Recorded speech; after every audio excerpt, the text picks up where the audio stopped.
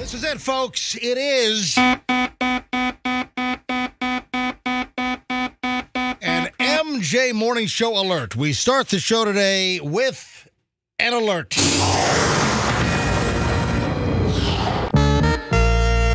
don't know if I have enough alert noises, Froggy. Are there any other alert noises you would like to request? How about the dun-dun-dun? The dun-dun-dun? No, that's more like a shock and horror. The dun-dun-dun. You mean the dun-dun-dun as in this one right here? I like that. That's not really an alert. That's more like... that's more of like an emphasis. That's not an alert noise. Are there any other alert noises that you'd like me to try to dig out of the archives here? Because we got to start the show with a big alert. Listen, I can bring in Fester Dolt, for instance. A little 3, 2, 1 countdown. Here we go. This is an NBC News special report. Now, reporting from New York, here's Fester Dolt. Live at the news desk, Fester Dolt here. We have some breaking alerts from the MJ Morning Show. And tell me exactly what that is, Fester Dolt. I'm going to throw it to you. No. I want Fester Dolt to give me the alert. Go ahead. Okay.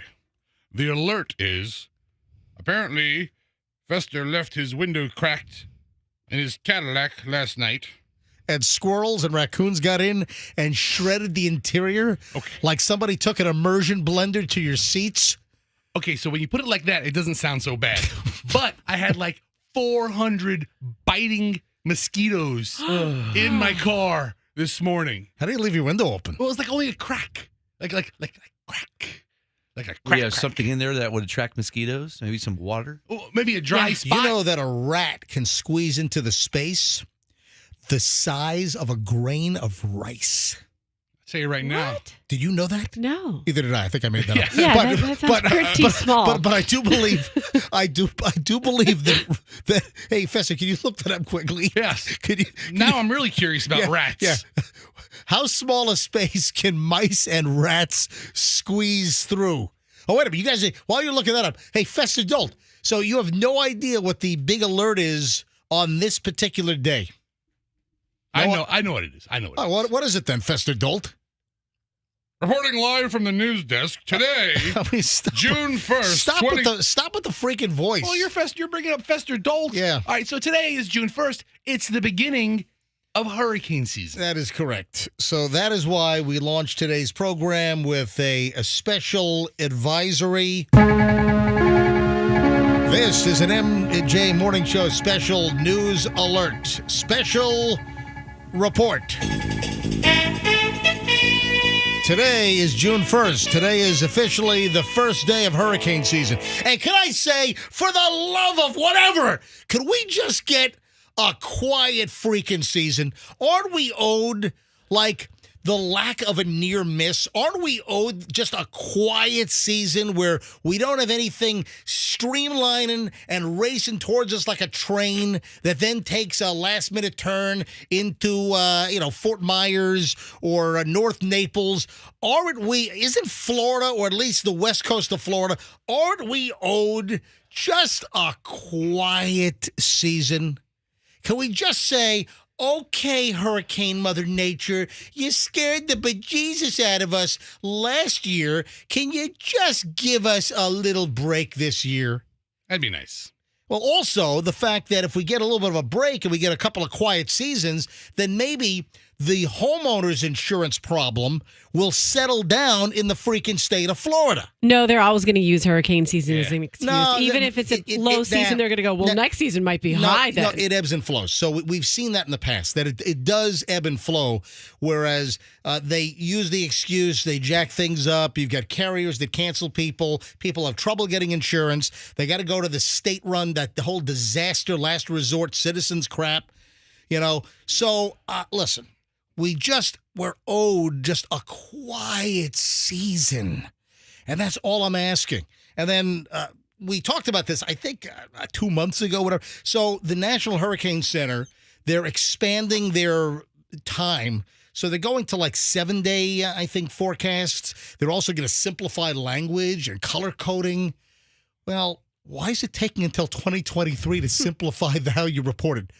Why couldn't we figure that why couldn't we figure that out way back in the olden days, like 2022 or 2021?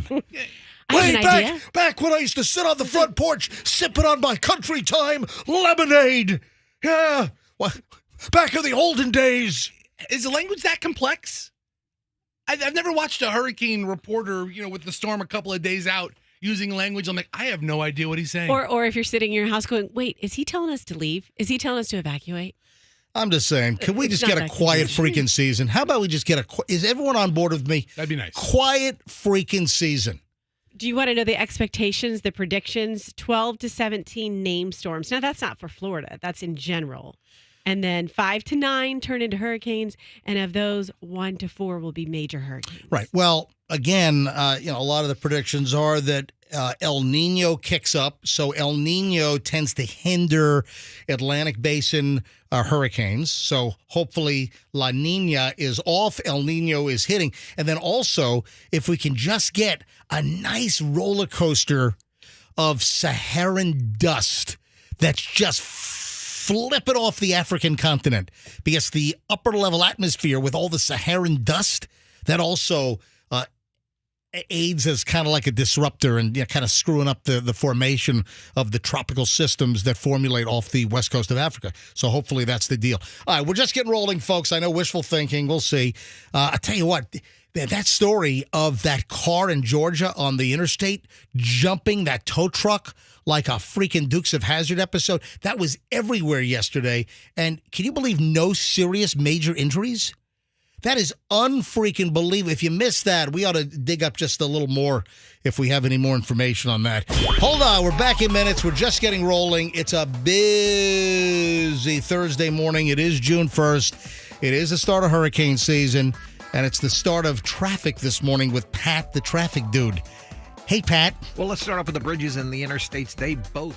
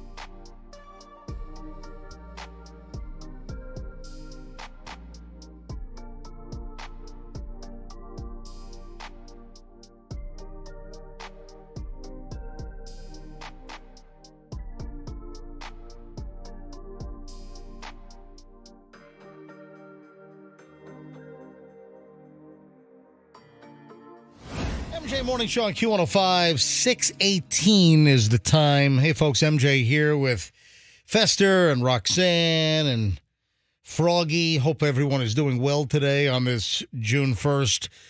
We will check in with Dr. Smagfreud at the Hurricane Center later on this morning.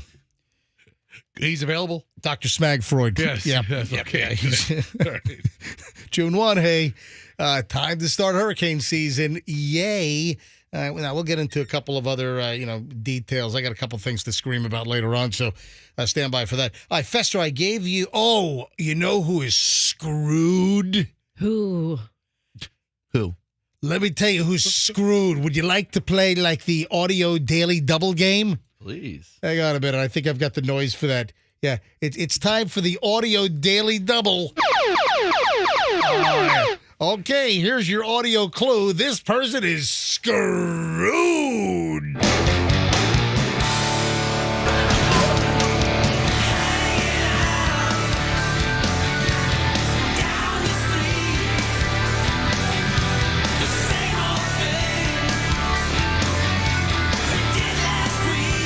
She was so hot.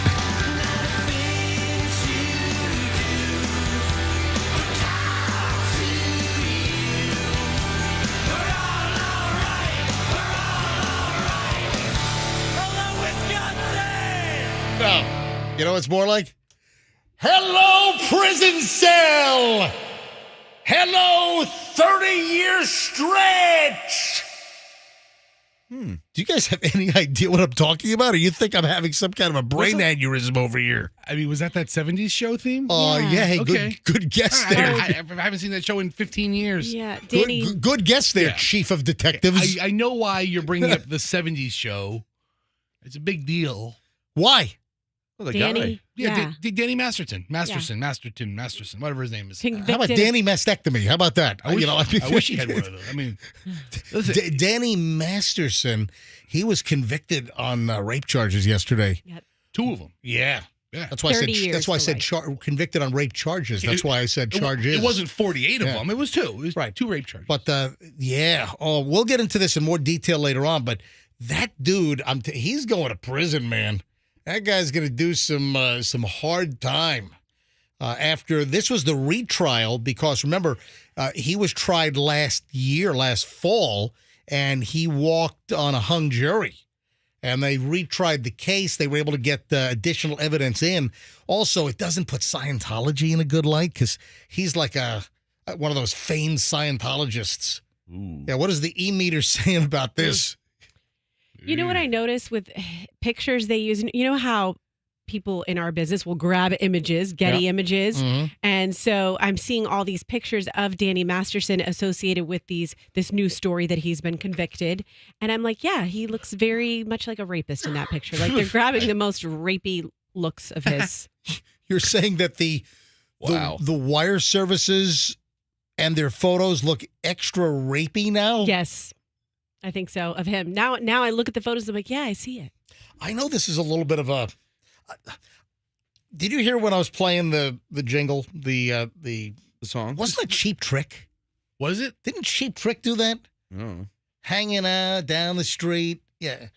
Type in who sang that 70s show jingle. And then we got to go to Fester because Fester's got some research on the assignment that I gave him just a little while ago here on the MJ Morning Show on a Thursday morning.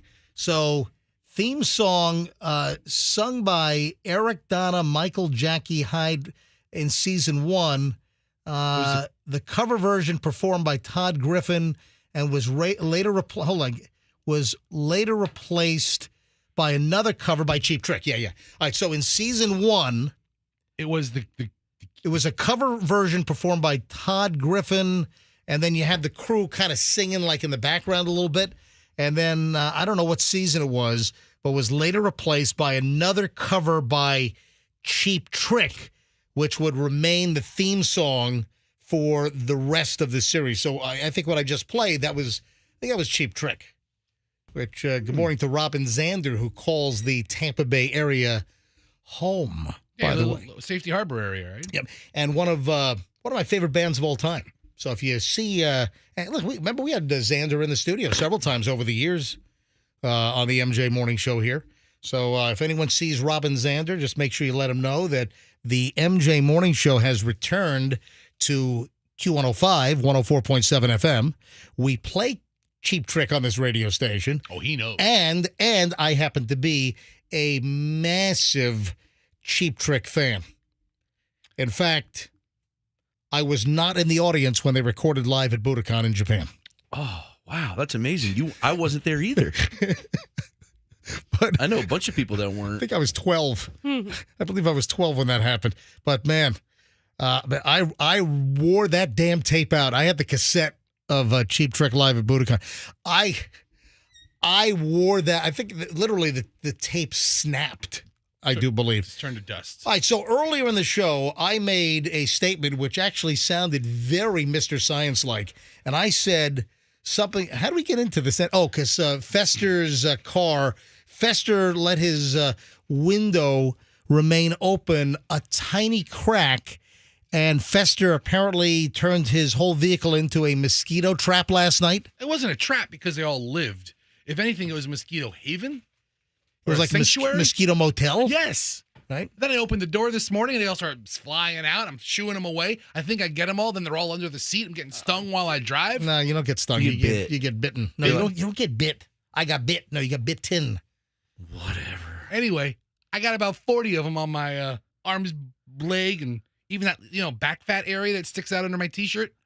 There. You got bitten on your back fat area? Well, yeah, like above the pants line, and I sit in my chair, and the T-shirt might slide up a little bit. You have some calamine lotion? I could use some. So they were just feasting on you. Oh, you know what? I started to go somewhere. When we were playing the That 70s theme, I got distracted, which is a big rarity for me. But later on, when we get into the details of the Danny Masterson deal, one of the actors from That 70s show convicted of rape out in California, he's in trouble. That guy is in big freaking trouble. And he's married to, I think, Bijou Phillips? Yes. Yeah, I think Bijou Phillips is his wife. I don't know why I know her. What is the conjugal visits situation out in California? All right, well, I guess we can research that as well. So I did make a mention during the theme song from That 70s show. Oh, man, she was so hot. You guys know what I'm talking about? The redhead? Yeah. I mean, you loved her. She was a giant. Laura Pepon? She's not a giant, but she was, I'll tell you what, she never looked better than like mid to late That 70s show. Laura Prepon, right? And, she never quite did the same thing for me when she starred in Orange is the New Black in the HBO series. Yeah, I don't know that she was supposed to. Oh, hold on. Was that Netflix? That was Netflix. Yeah, Netflix. Sorry, I can't keep my streaming straight, folks. Yeah. So for me, she just was never quite as hot. For me, she just nailed it, and she just hit it out of the park. Anyway, I'll get into Laura Prepon when we talk. Is that a creepy transition? Mm-hmm. We're talking about Danny Masterson, and then I want to discuss how amazing Laura Prepon looked during That 70s show. You know what? It is a creepy transition. We should try to isolate those in completely different segments if we cover them both at all. But there's no reason that I would have brought that up if it weren't for Danny Masterson's Creepatola Khomeini stuff. Yeah. So I mean, I'm kind of caught between a rock and a hard place. We could let the Laura one go for today. I don't know. We got big news. That's a tough one, man. I'm telling you. All right, so Fester's car turned into a mosquito haven this morning, and Fester's getting bitten apparently driving in, and I made some kind of claim that rats and mice can climb through spaces the size of a grain of rice. And you guys poo-pooed me and laughed at me. And I'm like, all right, maybe that was a little bit of a ridiculous comparison. Maybe it's a little larger than a grain of rice. So I said to Fester, hey, do some research. Mice and rats, what is the actual smallest space they can climb through? And I know that they can get through some pretty tight spaces. So look at this. Look what Fester dug up. Rats and mice, unwanted house guests, Oh, for this particular website, thank you so much for adding unwanted house guests to this little write-up. That's the name of the article. And then it goes into that they're agile creatures, they're mammals. And then it goes Rats and mice are agile mammals. A mouse can get through a small 6 to 7 millimeter hole about the diameter of a normal-sized pen. 6 to 7 millimeters. How do they scrunch all their organs into one big long string? How do they do that? That's what they do, man. Why don't you look up how little of a space an octopus could get into if you want your mind blown? Why don't you look it up? I'm too lazy. All right. So, Roxanne, the mysteries of the animal world. What about a cockroach? Because those can get into spaces much smaller than their body as well. Those can get through spaces the size of a dot from a ballpoint pen. Whoa. I have no idea. But no, seriously, do you realize, though, a mouse can get through a space 6 to 7 millimeters wide? I mean, that's tiny. That is, if you go with 7 millimeters, that's 3 millimeters smaller than my freaking kidney stone Leon that we just blasted to bits. A mouse. A week ago today, by the way, with lithotripsy. That would be a luxury for a mouse to have a hole the size of your kidney stone. Exactly. That's like a palatial estate with plenty of growing room. I have no problem getting through this. And then a rat can get through a 20 millimeter hole. That is tiny. But yeah, they can squeeze. I don't know how they jam their bone structure. How do they get their head through? It's like they've got like some kind of a collapsing trick. I don't know how they do it, but they can do it. I've always known that these vermin, that mice and rats, can squeeze through ridiculously sized small spaces. Well, cockroaches can fit through a 2.5 millimeter space. I just Googled it. Oh, do you just Google that? Mm-hmm. Also, doesn't it depend on the size of the cockroach? I suppose. I don't know. Yeah. Because not all cockroaches are the same. I know those. Sometimes you see them that are as big as a Fiat. That's a big cockroach. Or a small Fiat. Yeah. Or a small the size of Those are your words. Those are your words, MJ. Yeah. You Listen, said you you've saw said one that before. in your house that was the size of a Fiat. Those big brown ones. Did I say that? You did. When did I say that I saw a cockroach in my house the size of a Fiat? Didn't you have a cockroach in the house recently inside some old seafood box or something? Yeah, Scout sniffed it out. Yeah. Oh, yeah. And I think you said, it was like the size, it was a big one. It wasn't a little one, it was a big one. It was like the size of a Fiat. Did I say that? You did. It sounds like something you'd say. I don't remember that. Fiat's a funny word at the same time. Maybe that's what it was. No, but seriously, and this was something we talked about a couple of weeks ago, and this was bizarre. And we were talking about my dog's hearing. And Michelle and I, we're watching TV in the living room. It was, 9 o'clock at night or so, whatever it was. We're watching TV, the volume's up, and suddenly both freaking dogs go into alert mode. And in the hallway, we're talking 15, 18, 20 feet away, in the hallway, we're in the living room, the dogs suddenly jump up off the couches, barking. They make a beeline for my hallway, and they start going to this box, just a corrugated cardboard box that was empty in the hallway, awaiting the removal of the house to be put into the recycling bin for curbside recycling pickup. And the dogs go to this box, and they're barking at the box. They're clawing at the box. And I open up the box, and there's a cockroach inside. There's a roach inside. I'm like, what the hell? So the dogs must have heard the roach like scraping at the cardboard, which I don't know how they heard that, or they heard like the cockroach with like do they send out like high pitched little? They must. Yeah, and they also noises. Yeah, and they stink too. Not as much to humans, but a dog could smell them really well. Oh yeah, so like they can listen. There are dogs that can sniff out like bed bugs. There are dogs that are trained to sniff out places that have like a bed bug infestation. Like beagles do that, I think. Yeah. No, I think you're right. Yeah, beagles are pretty good at that. I think you are correct.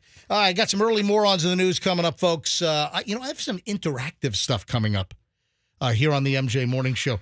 Hey. we're gonna start with ghosts. We're gonna go right up Roxanne's alley. Oh, do it. Yeah, we're gonna go right up Roxanne's ghost alley. Just drive right up and through there, and we'll do that next on the MJ Morning Show here on Q105. Stand by.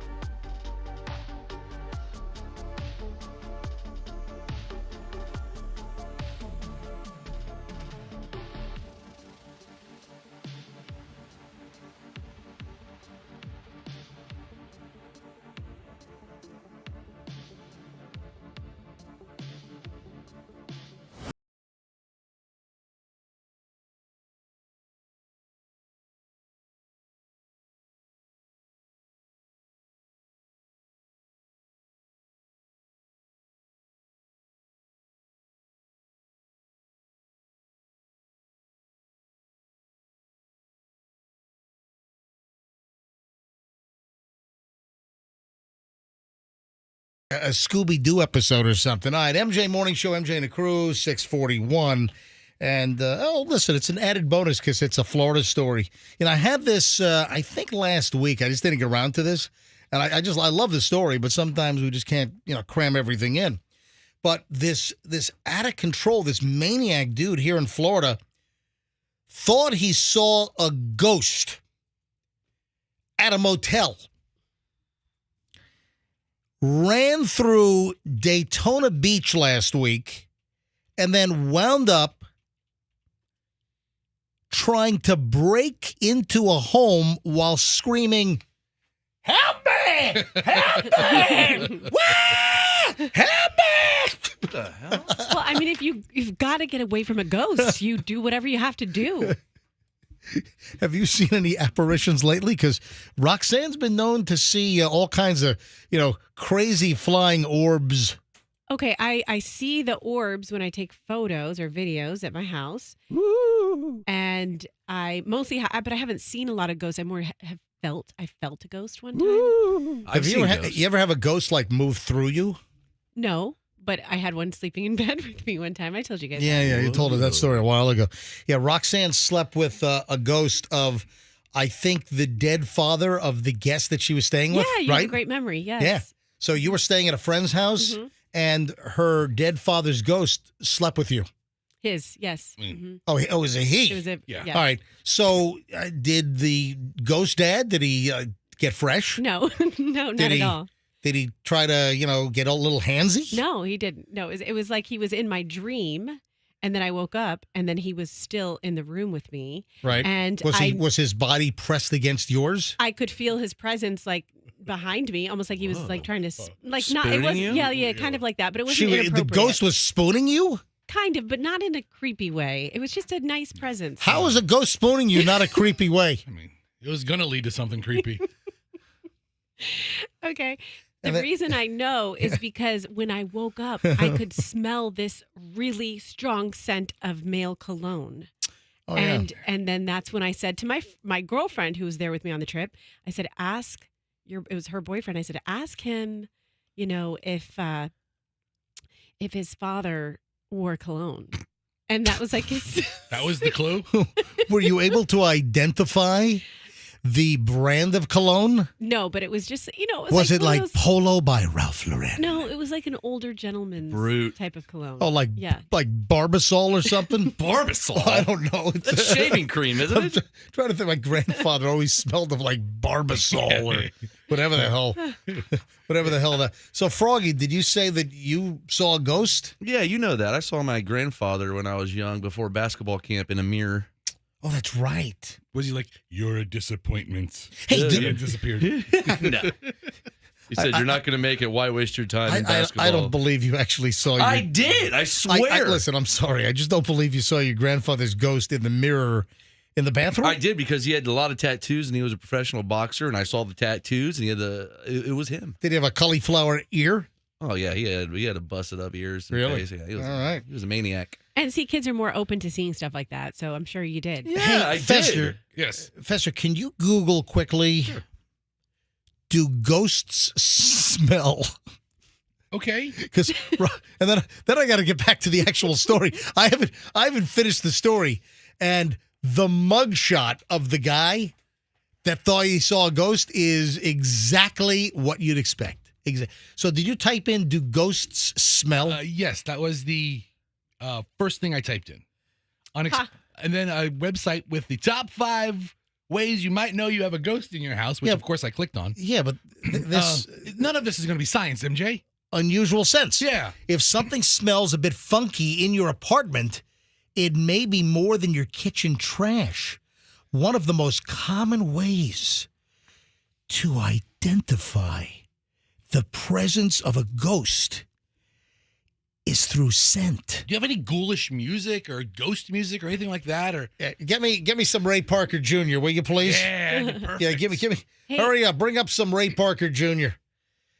So the story goes on to say, Plasm. all right, so ghostly smells will usually be somewhat familiar, such as perfume or cologne. Yes, what the hell? I just found the Yeah. same thing. For centuries, encounters with ghosts have been accompanied by descriptions of their earthly smells.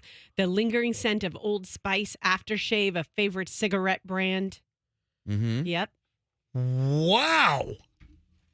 Ghostly smells will usually be somewhat familiar, such as perfume, cologne, or the distinctive aroma of tobacco from a cigar. Sometimes, however, these scents are a little bit less pleasant. The smell of sulfur has also been connected to hauntings.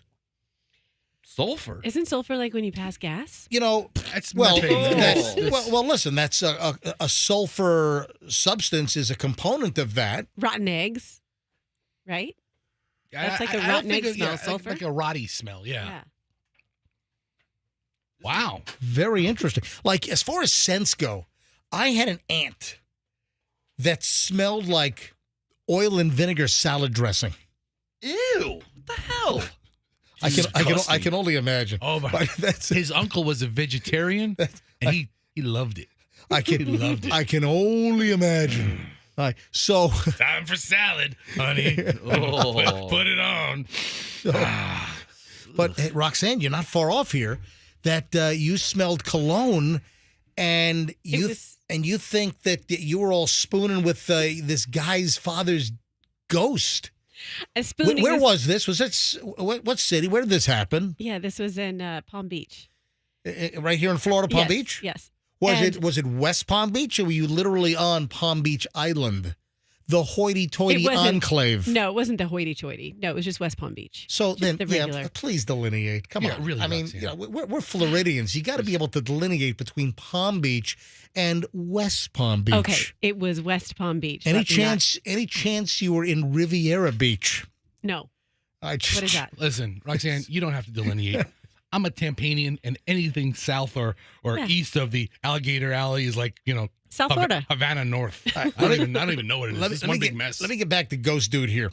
So this guy went nuts, thought he saw a ghost in a motel, runs through Daytona Beach, then tries to break into a home screaming, "Help me! Help me!" And then he gets arrested for burglary. Andrew George, 38 years old, and his companion, Natasha Ketcheroy, 36, had gotten a room at the Travel Inn shortly before this guy melted down, but demanded a refund when they heard the bathroom window opening. I don't think that was a ghost. I think that was probably somebody, trying to rob them Right? at the ultra-secure Travel Inn in Daytona Beach. Yeah, they believed a shadow was following them, so they fled toward Beach Street. As they ran around the parking lot at the Halifax Marina, George fell into the water. He got helped out by his companion. Then they sprinted toward a business, banged on a door. Then George, the dude, picks up a chair and smashes a window, and he's screaming for help. A woman living there saw the couple on the front porch of the business, or right nearby, and heard them screaming, "Please help me." George then allegedly ran toward the resident, who ran back inside, locked the door, grabbed a knife, and threatened to use it as he's banging on the door. Guys, what are the chances that some type of a hallucinogenic drug was the cause of this? What do you think what drug causes this? I don't know, but I'm looking at his mugshot, and it's taking everything in his power to keep those eyes open. All right, we got to get the guy's mugshot up. All right, so the dude that thought he saw a ghost flees the Travel Inn in Daytona Beach, then starts smashing windows and trying to break into businesses and houses. We will get this guy's mugshot up because it is exactly what you would expect. So we'll get this up shortly at mjmorningshow.com in stories mentioned on the MJ Morning Show. So very shortly, we will have this up. All right, folks, stand by. When we get back, I got a couple of additional school stories. I know school's out for most, but I don't understand the teachers that still want to diddle with students. We got another one of those. And then, should fart spray be a felony? Man, there's some bad stuff out there. All right, but should fart spray be a felony? All right, hold on a minute. We've got to explore these legal boundaries. Coming up on the MJ Morning Show here on Q105. Stand by. Hey, when it comes...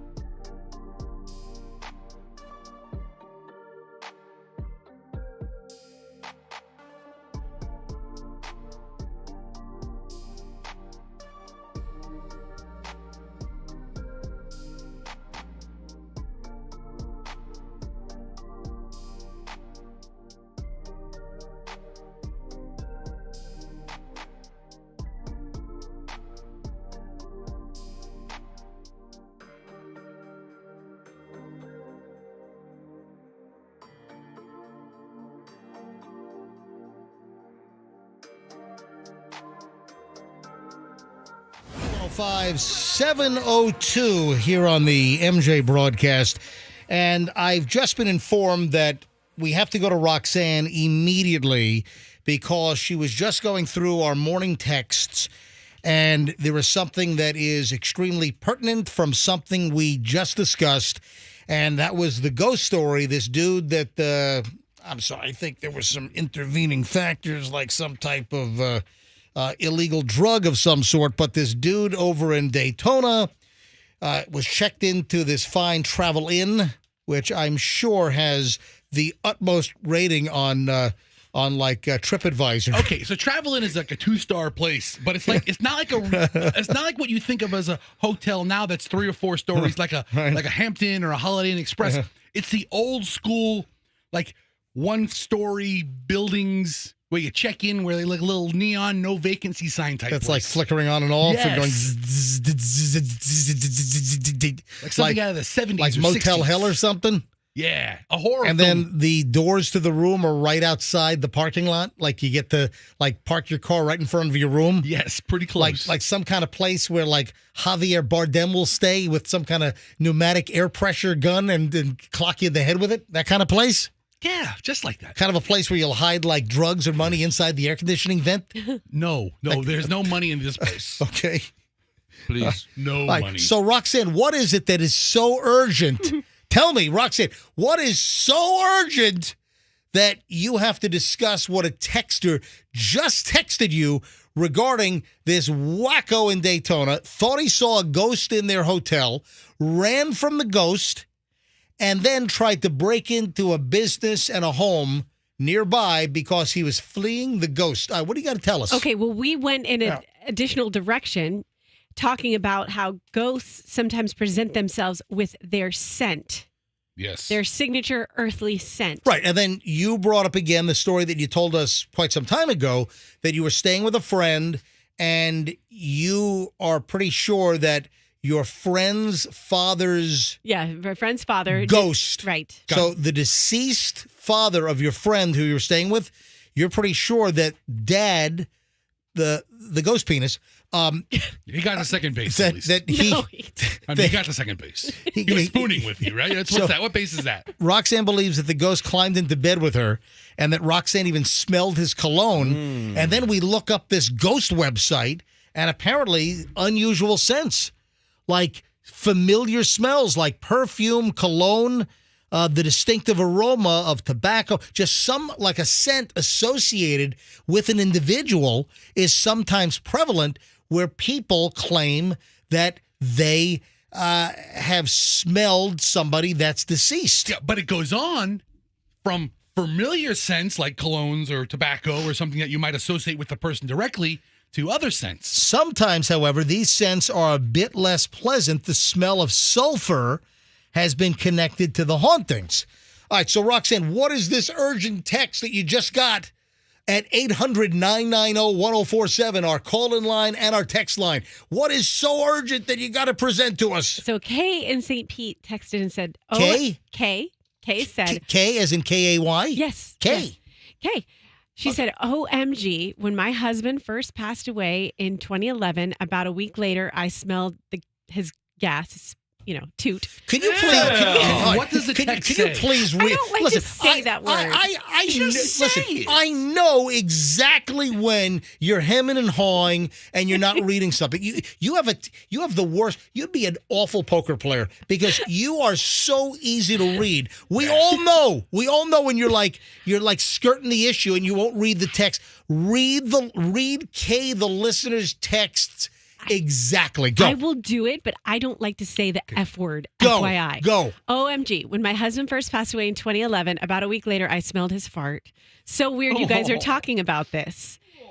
And then she Oh, honey, I miss you so much. Hey. and then she went on to say, also, I was home alone at the time it happened. So it definitely was not me who passed gas. No food cooking or anything like that. It was definitely his gas. Also, I don't really honey. believe in ghosts, but I can't deny what I experienced. You know what? I miss you, sweetie. I just had the idea for a new fragrance. Yes. Who's Ghost from Estee Lauder? Ghost fart. That's it. Hold on, that's the name of my scent. Yeah, that's good. New from Estee Lauder, it's Ghost Fart. Ghost Fart. Remember your loved ones. With Ghost Fart. That's my sweetie. Before I wear anything, I wear ghost fart. Ghost Fart. I think that happened in the movie Ghost. I think Patrick Swayze farted on the clay pottery. Yes. Kind of smells like Britney. Ghost Fart. From Estee Lauder. Available at Macy's. Ghost Fart. And then like the women at Macy's who like dress up like scientists. What counter is that where they look like they're curing Clinique. cancer? Estee Lauder. Yeah, right. Or maybe Clinique think as it's well. Clinique. And they're like, Oh, where they're all wearing like lab coats. their hair's pulled They're back like- and they look like they're doing research and stuff. where you think that they're like scientists. Yeah, that's what I'm Oh my saying. God. Yeah, they must be able to recommend the right eyeshadow because they're wearing lab coats. Sir, They've got test tubes. can I show you Yes. this free gift bag you get with your purchase of Ghost Fart? I've just had a breakthrough in the back. Yes. I've had a breakthrough in the lab. I've just come up with amazing new lip gloss. Watson, get in here. I think we finally figured out this ghost fart thing we've been working on. Oh, yeah. So, what is The scent What of is- summer. what is your issue with not reading Kay's text exactly? I did. I just realize don't like now the same- we had to draw it out of you. It was like we were doing surgery. You had your lab coats on. No, I just don't. I like to say pass gas. In the loosest way possible, we are kind of a media outlet where we do some degree of reporting. So you're obligated to read it verbatim. okay, it's not your words. I just said it. But you said you read it, and then So- even when you got to it, you're like, fart. If you were still on Bay News 9, would you not read the teleprompter copy Yeah, I that would the read it. newsroom Yes, wrote for you? I would read it properly. Or would you say, you know what? I don't like to say murder. I'm just going to say extremely hurt. Extremely dead. Who was the old reporter from Bay News 9 that came over from Channel 10? Al something. Oh. Remember the old man? Yes, I know him. Al Oh my Rochelle? Al Rochelle. Rochelle, there you go. Al Rochelle You're right. throws it to you out in the field. Breaking ghost story. Yeah. Let's throw it to Roxanne Wilder on latest on ghost farts. Yes. Roxanne. Kay in St. Pete said, when my husband first passed away in 2011, about a week later, I smelled his. Al, I'm not going to be able to read this word, so you're going to have to say it for me. Oh, damn. She's Elliot, fired. Elliot, we got to get her out of here now, Elliot. Who the hell's Elliot? Yeah, who's Elliot? Who's Elliot? Do you know Elliot? I'll punch Elliot in the face if I ever see him again. What? Oh, is he the news director over at Bay News 9? Is he still there or is No, he gone? he hasn't been there for years. punch Gotcha. More like Oh, yeah. smelly. You know why he's gone? Why? 'Cause I threatened to punch him. Oh, smelly it.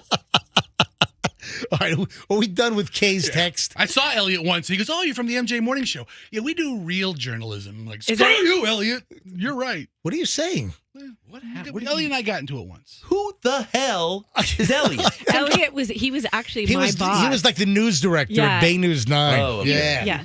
I remember now. All right, so speaking of the subject matter that we're speaking about, should fart spray be a felony charge? Yeah, that was a nice transition, nice segue. You know, we've talked about this. No, it seriously. shouldn't, because we're coming up with a perfume for it. We've talked about this in the past. And back when I was in high school and middle school, it happened all the time. Someone would use the fart spray or a lot of times it was the fart liquid.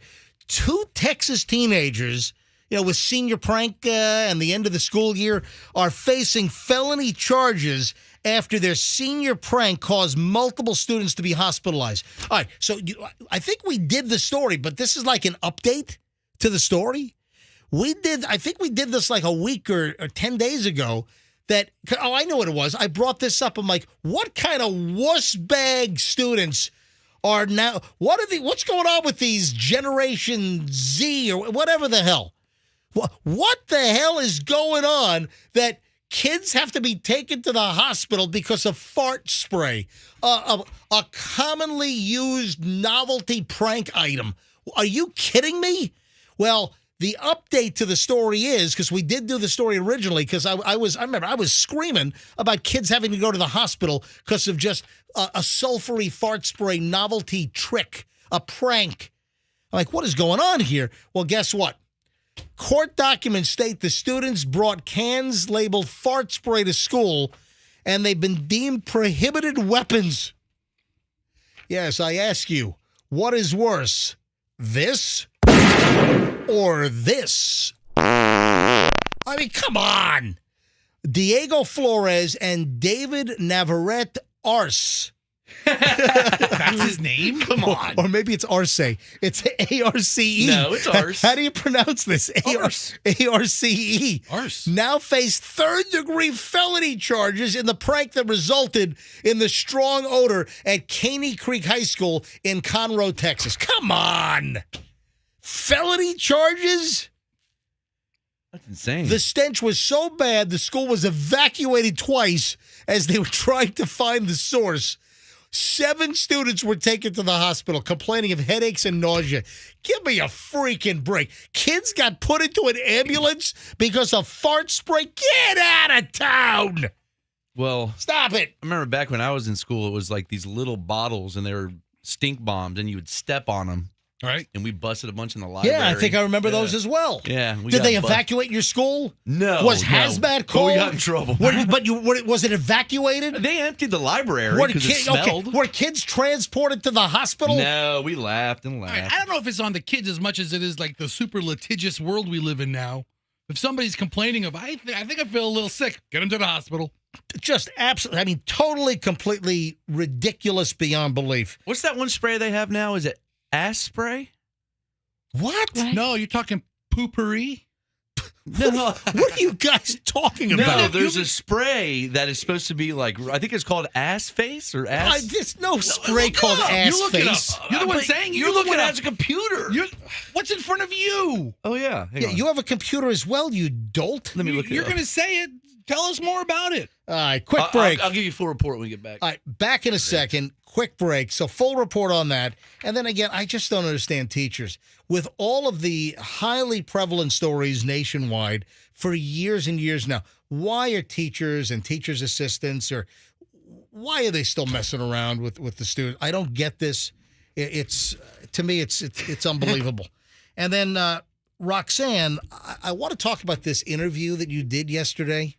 Okay, let's. Because I got a beef with you. Okay, let's talk. No. I got a MJ, listen. I got a problem. This is not- It's all coming up. I got a problem. Listen. What happened? Listen. You'll get your time. I just got a problem. Sometimes I say things to you that legit are just between you and I to wrap up the day and not for the show. Roxanne, you put it in an email on my show prep. How is it not something to talk about? That's never the case, Roxanne. No, I was The trying to- interview thing that Doug and I did. Okay. It's in the email you sent me. I'm reading. Oh, you're getting clapped. It was in your show prep email to me. She just clapped. Okay, go to break. You. Go to break.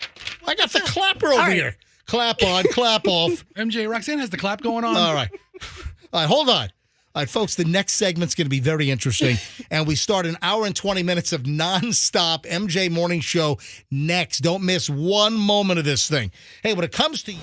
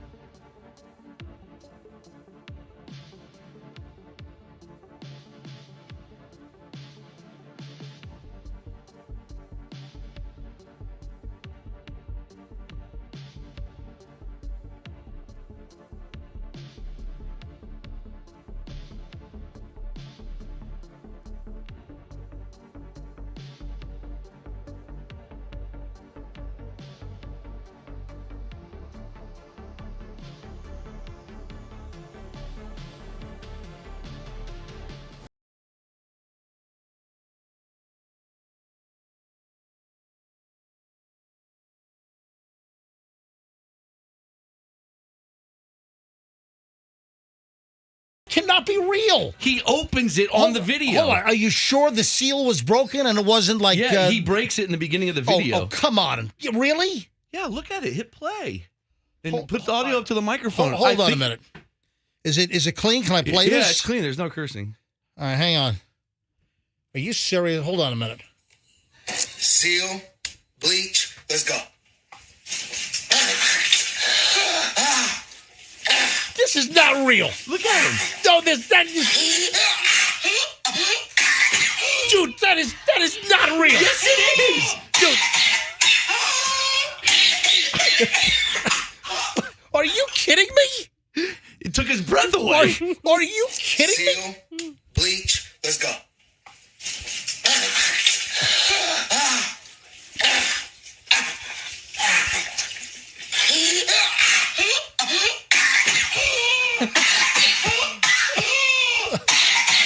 All right, folks, this is apparently the pour bleach on your face challenge. I guess that's the newest. They do not do that, kids. What the hell is going on with... What would that do? It's very caustic, First right? of all, it can blind you. Oh, Of course. Bleach in your eyes can blind you. Oh, come on. It sounds like it took his breath away. Yeah. He's gasping. All right, come on. Seal, bleach, let's go. See, you can't stop watching. I'm sorry. His face starts to turn a little white because of the bleach. His mouth is open. The bleach is going in his mouth. Yes. His eyes, His skin his is nose. having a reaction. All right, I'm sorry. What the hell? What platform is this on? That's on Crazy Videos on Twitter. Are you serious? All right, here's your phone. So Froggy, we're just coming out of the break. We're just getting ready to come back here on the MJ Morning Show on Q105. And Froggy's like, oh, my God, you've got to see what just popped up on my phone. Was this in some feed? Yeah, it was just in my Twitter feed. And it looks real. I don't know why you say it's fake. His reaction is like outrageous. Well, guess what? You can kind of scream and go, and you can kind of fake it. I can't believe. All right, here's the deal. Froggy walks in, watch this video. You just heard me play the audio. It's, a 15-second clip of a guy allegedly holding a gallon of bleach. And he apparently claims to have pulled the little plastic tab, that keeps the bleach cap on. Mm-hmm. So he allegedly pulls the seal, opens it up, and then proceeds to put his head back and dump a gallon of bleach over his face. His eyes apparently are closed. Look, there's an article right here about it. What is this now? Hold on a minute. That might give you some proof. Man pours bleach on his eyes on Facebook Live for hitting 4,000 viewers. Are you kidding me? Oh, it was a celebration. That's a party. I mean, that guy's got my follow. A man is seen opening a new bottle of bleach and pouring it all over his eyes and face to celebrate hitting 4,000 live viewers on a Facebook live stream. That's a lot. The condition of the man is unknown. We strongly recommend to not try this at home or anywhere for any reason ever. What source is this? I don't know. You just saw that.com. I love that website. This is where you get your information from. Yeah. You just saw that.com. Oh, that's a great site. I mean, you watch videos and I go, did I just see that? All right, what is going on, folks? I mean, the dumbing down of humanity, the dumbing down of society. And they're doing crazy stuff, and it's just for the views. It is. You've got these social media morons. You've got these fame seekers that are running around with their cameras. Everyone thinks they're an influencer. If I hear the word influencer one more time, I'm going to go ballistic. I'm just going to start smashing up priceless items in a museum somewhere. No. Or pour bleach on your face. You know how many follows you'd get on your socials if there were a video of you just smashing fine works of art? Just go to museums and smash things. Oh, my God. First of all, that's a foul. Just somebody. I shouldn't have said that. That's awful. I would never do that. That's just because people actually have been doing that recently. What, going to museums and smashing stuff, breaking priceless works of art. Yeah, and smudging stuff. I think that ought to be a death penalty sentence for something like that. Yeah. But this is insane, and people are morons. Social media has dumbed down the world. I mean, it is palpable. Social media has reduced the IQ of our kids, our teenagers, young adults, Generation Z, millennials. This country is getting dumber by the day because of social media, dumbass influencers. I'm sorry. It's epidemic. And first of all, I don't know if this video is real. I'm going to do more research. Yeah, my guess is that he faked the seal or whatever it is. I don't know if you actually see him pull the seal. It's almost like he holds it up. I pulled the seal. I can't believe this guy. And his mouth is open. That means bleach is getting in his mouth. There's guaranteed he swallowed some. Yes. Absolutely. It's getting in his mouth.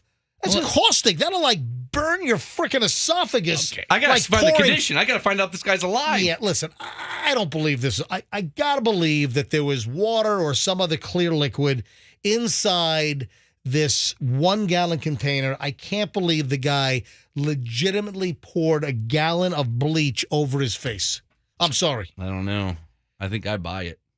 And to the parents out there, to the parents and the grandparents out there, do you have conversations with your kids and your grandkids about the dangers of social media? You know, what seems to be so prevalent. Nice word. No, common sense like. Okay, yeah. sorry. What seems to be such common sense in don't do something this stupid. I mean, don't put yourself in harm's way for the thrill, for the view, to try to get attention. You know, look at me. I'm a social media star. I mean, folks, you got to have conversations with your kids about not becoming the next, imbecile that becomes, fodder for morning shows and news media all over the country because you did something idiotic. You can do something so dangerous, something life-changing, or something that gets you arrested, something that gets you kicked out of school. And when we're dealing with teenagers, especially young men, we know that the male brain is not like fully developed, like the reasoning skills and the parts of the brain that assist in making good decisions, not fully developed until like the mid to later 20s in a lot of men. I mean, it's just a recipe for disaster, especially when everyone's trying to be a fame whore, trying to get a ton of attention on social media, and people think they got to keep amping up. And that's part of the problem, is trying to outdo the last person by doing something idiotic the next time. And we constantly hear about these dumb challenges that these kids are doing. But even adults or, those over 18 in their 20s, I mean, why are you doing this stuff? Now, my kids don't watch like this crazy stuff because they don't do TikTok, but they watch YouTube, and I swear. Well, I hope they don't do TikTok because TikTok's a Chinese spy operation. Okay, so anyways, they are 3 and 6, but I mean, their vocabulary is like, Mom, let's do a challenge. Oh, Mom, you're going to be eliminated. That's their vocabulary. Hold on, you're going to be eliminated? What? Yeah, the kids are arranging your hit? You're going to be eliminated? No, eliminate from the game if you fail the challenge. Like everything in our house turns into, that's the vocabulary they use because they see it even in the little kid shows. That's the problem. Yes, it is. So the kids are being indoctrinated already, and your kids are 3 and 6 and they're talking about challenges? That's all they talk about is challenges. Everything is a challenge. What are they exposed to? We get a packet of jelly beans. It's like, let's do a jelly bean challenge. Which one do we like the best? This, like, that's you gotta stop this. I know. Can you imagine when they're 12, 13, 14 years old? I'm telling you. It's going to be the Light Mommy's Bedroom on Fire challenge. These curtains didn't go up well at all. Let's try Mommy's other side. What will burn Mommy's bedroom better, kerosene or gasoline? It's the Burn Mommy's Bedroom challenge. What about diesel? MJ, I just saw a minute-long video version of it, and he opens it, and he's telling people about it. I mean, it's... All right, this is a lot of bleach talk. Thank you for that. Oh, sorry, we're talking too much about bleach. What do you want to talk about? First of all, thank you for that lengthy public service of the dangers of social media. Oh, God. Hang on. Wendy's on the line. Folks, bleach on you. I've got to talk, and this is not the Roxanne issue. We still have to talk about the Roxanne issue coming up in a few minutes here. Because Roxanne did an interview yesterday, and I've got a problem. Oh, you have a problem butting your nose in my business. Save it, Rox. Save it. Something that you told me about. You have a problem with it? I'm butting my nose in your business after you made sure that I knew, and then I knew about this. Okay, this is like in a wrestling match where they're fighting outside of the ring, before they even walk out. Hold on. We'll get to the whole thing, people. We'll get to that story here in a minute. Hold on. Wendy's in Zephyr Hills. Wendy, you're on the MJ Morning Show. Hi. Hi. I was just calling. I have heard so many of these stupid challenges straight from the cinnamon, the cinnamon to now. Yeah, the cinnamon challenge, that's been around for decades. We talked about that on the MJ and BJ show back in the 90s. And, kids choking and dying from, trying to take, 3 ounces of cinnamon. Yeah, go ahead. Yeah. My daughter is in her 30s. She was born in the 90s. She does not allow her child, who's 10, on Facebook at all. She won't even let her on the kids' Facebook. Whoa. She says that social media is the world's dumbest thing. My daughter got off of Facebook. She was on Facebook for about 10 years. She got off of Facebook because of how stupid it got. She doesn't do Twitter. She doesn't do that type of thing. She follows a couple of certain people, as far as once in a while it'll pop up, this artist she follows is on Twitter. But other than that, it'll just show up on her phone. But she doesn't actually get actively on Twitter. I'm on Facebook more than she is, but I have a business. But also, when my granddaughter's with me, no. Okay, listen. Have your daughter. Let her talk. I want to tell her to have her daughter follow the MJ Morning Show on Facebook and Twitter and on Instagram. You're cutting her off for that? You're so rude. I mean, if I don't, you certainly aren't. I follow you, but my daughter's not on any of that stuff. We got that part. Got herself off of social media. Yeah, we heard that. How old's your daughter's? How old's your daughter's daughter? My granddaughter is 10. When she comes down, she listens to you guys in the car with me because that's all that's all that's on in my car. And she gets on she'll watch Scooby-Doo at my house as far as shows go. I don't even have regular TV. My kids watch. My granddaughter watches Scooby-Doo with me. Aww. I just try to avoid the episode where Fred does the challenge with Velma on which accelerant will burn the van down faster. Yeah, try to. I'm gonna double check that one. I gotta make sure she'll watch that one. Hey, thanks for the call. I appreciate it. You know what? Let's grab a couple of calls on this. Let's see if we can open up the phones because that was unsolicited. Some callers are just calling in. 800-990-1047. I would love to hear from some parents right now on some of the challenges maybe that you've had to stop your kids from doing. Do you have any just idiotic, moronic social media challenge crap that you had to intervene on? Or how sucked in are your kids? Have you been able to deprogram your kids? Or what about grown adults?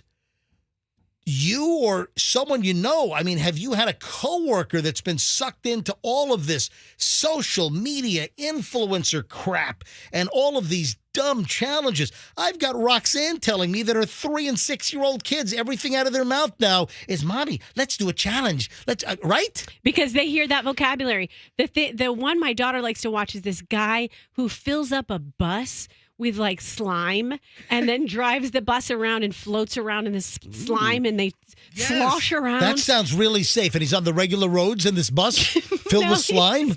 That's awesome. He's not on the regular road. So then where the hell's he driving? Just out in the field. But the point is that's the stupid stuff that is on YouTube that kids stumble across. And you have to turn it off and tell them to go play outside. All right, folks, let's go to phones on this. If there's an element to what we're talking about, if you'd like to add, subtract, if you would like to tell us a story, are you as just fed up as I am?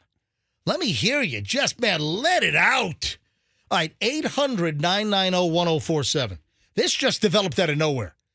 I had no idea this was coming until Froggy walked into this studio about 10 minutes ago, actually 14 minutes ago now, and shows me, "Oh my God, MJ, you got to see this guy. He's doing a bleach challenge. He's pouring a gallon of bleach over his face." And I'm staring at this thing horrified, and I'm still wondering whether it was really bleach. But even if it was faked, you're going to have other kids that will attempt this. They're going to end up blind, or they're going to end up with their esophagus and trachea burn like a house fire. All right, let's go to phones on this. 800-990-1047.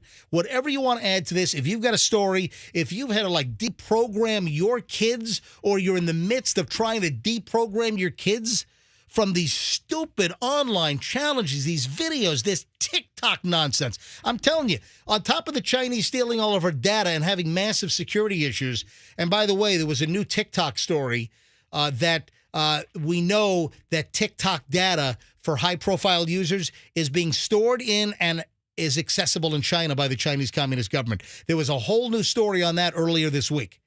All right, look at the phones. Every line is jammed here. This is segment out of nowhere. It's like a thunder shower that pops up out of nowhere on a June afternoon here in the Tampa Bay area. Segment from nowhere. All right, 800-990-1047 is how you get on. 800-990-1047. Kurt's in Tampa. Hey, Kurt, you're on the MJ Morning Show. Hi. Hey, what's going on? It's Kurt, the teacher again. Kurt, this is the Plant City teacher. Plant High School. Plant High School teacher. Yep. So not this most recent 22-23 year, but in 21-22, TikTok had these devious challenges where every month a kid would have to do something just asinine. In September, it was destroy a bathroom, where my classroom is right next to the boys' bathroom. There would be soap dispensers destroyed. Kids would bring a socket wrench and dislodge the urinal. Wait a minute. What? A kid would bring. Wait, you're talking about. Oh yeah. You're talking about Plant High School, South Tampa, one of the best public high schools in America, and you're telling me that these stupid challenges. A kid brought a socket wrench from home and loosened a urinal on the wall in the boys' bathroom.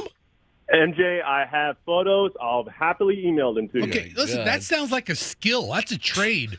That young man's going to open up a plumbing company one of these days. He's going to go to work for Gonzalez Plumbing. Seriously, start an internship now? And Mark Zales, every time I mention Joe Gonzalez and Gonzalez Plumbing, please don't call him up trying to sell him ads. All right, I'm sorry. Go ahead, Kurt. Well, it happened nationally. There were pictures and videos of kids incriminating themselves. They would literally steal water fountains from the school and take them home. They would unscrew them and. How do you dismount a water fountain and take it home? That doesn't fit in a backpack. Look it up. Type in TikTok devious licks, like on Google or something. You'll see stories of kids trying to steal water fountains. It was all part of this challenge. And then there would be other months like punch a teacher in the butt month or kiss your best friend's girlfriend month. Yeah. All these, every month was something stupid, and the boys would always want to partake in it. Yeah, I remember there was like a TikTok challenge calendar, and you knew the whole year. Like in January. That's got it. It was 21. It was the 21-22 school year. Ridiculous. And here's the thing. Last thing I'll say. This is when we were able to return from COVID. Everybody was so relieved. All right, we're finally back in the building, and then they're just destroying everything and making it hell. And now they're acting like morons. After everyone gets back, we're starting to socially normalize again, and then they're doing these stupid, idiotic things. Hey, did they ever catch the kid that loosened the urinal on the wall with tools he brought from home? I'll tell you, because my room was right next door to the bathroom. They would ask me to check periodically. And so let's say I would walk in at 12:30, everything was fine. I would walk in at 1 o'clock and everything's destroyed. They could look at the cameras to find out who went in, who went out, and they did eventually bust a lot of kids. And we're talking about kids from like good South Tampa homes, right? Well, not everybody that goes to plants lives in South Tampa. Yeah, not everybody comes from South Tampa has good homes. All right, listen, point taken. Hey, Kurt, thanks for the call. I appreciate it. Yep. Wow. All right. There's a lot more blocks in South Tampa than yours. Not everybody has a good home in it. Like I said, complete MJ Morning Show segment and discussion out of nowhere. Sarah in Clearwater. Hey, Sarah. Hi, morning. Morning. All right, so what's the deal? So my daughter's 13, and we listen to you every morning, and when she hears about these challenges, she said, who comes up with these things? She does see some of them, and she's like, these are the most idiotic things. I don't know who would ever do them. She would not do it whatsoever. Well, Sarah, I'm hoping that there are just tons of kids like your daughter out there that just say, man, I'm not doing this. This is dumb. I'm hoping there are kids that have their heads screwed on straight that are the majority, you know? Well, my husband, I've really tried to talk to her about thinking for herself, not following the crowd, and not doing what other people tell you to do, because sometimes it can be idiotic or you can get in big trouble for it. Sarah, good call. Thank you. Aiden in Tampa. Then we got to move on because I'm behind now because this whole deal came out of nowhere this morning.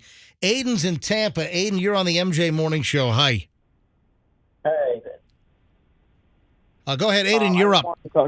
I want to talk about when I was younger. I'm saying like in my teens, and I'm 22 now. I had a bunch of friends, and we would do these challenges.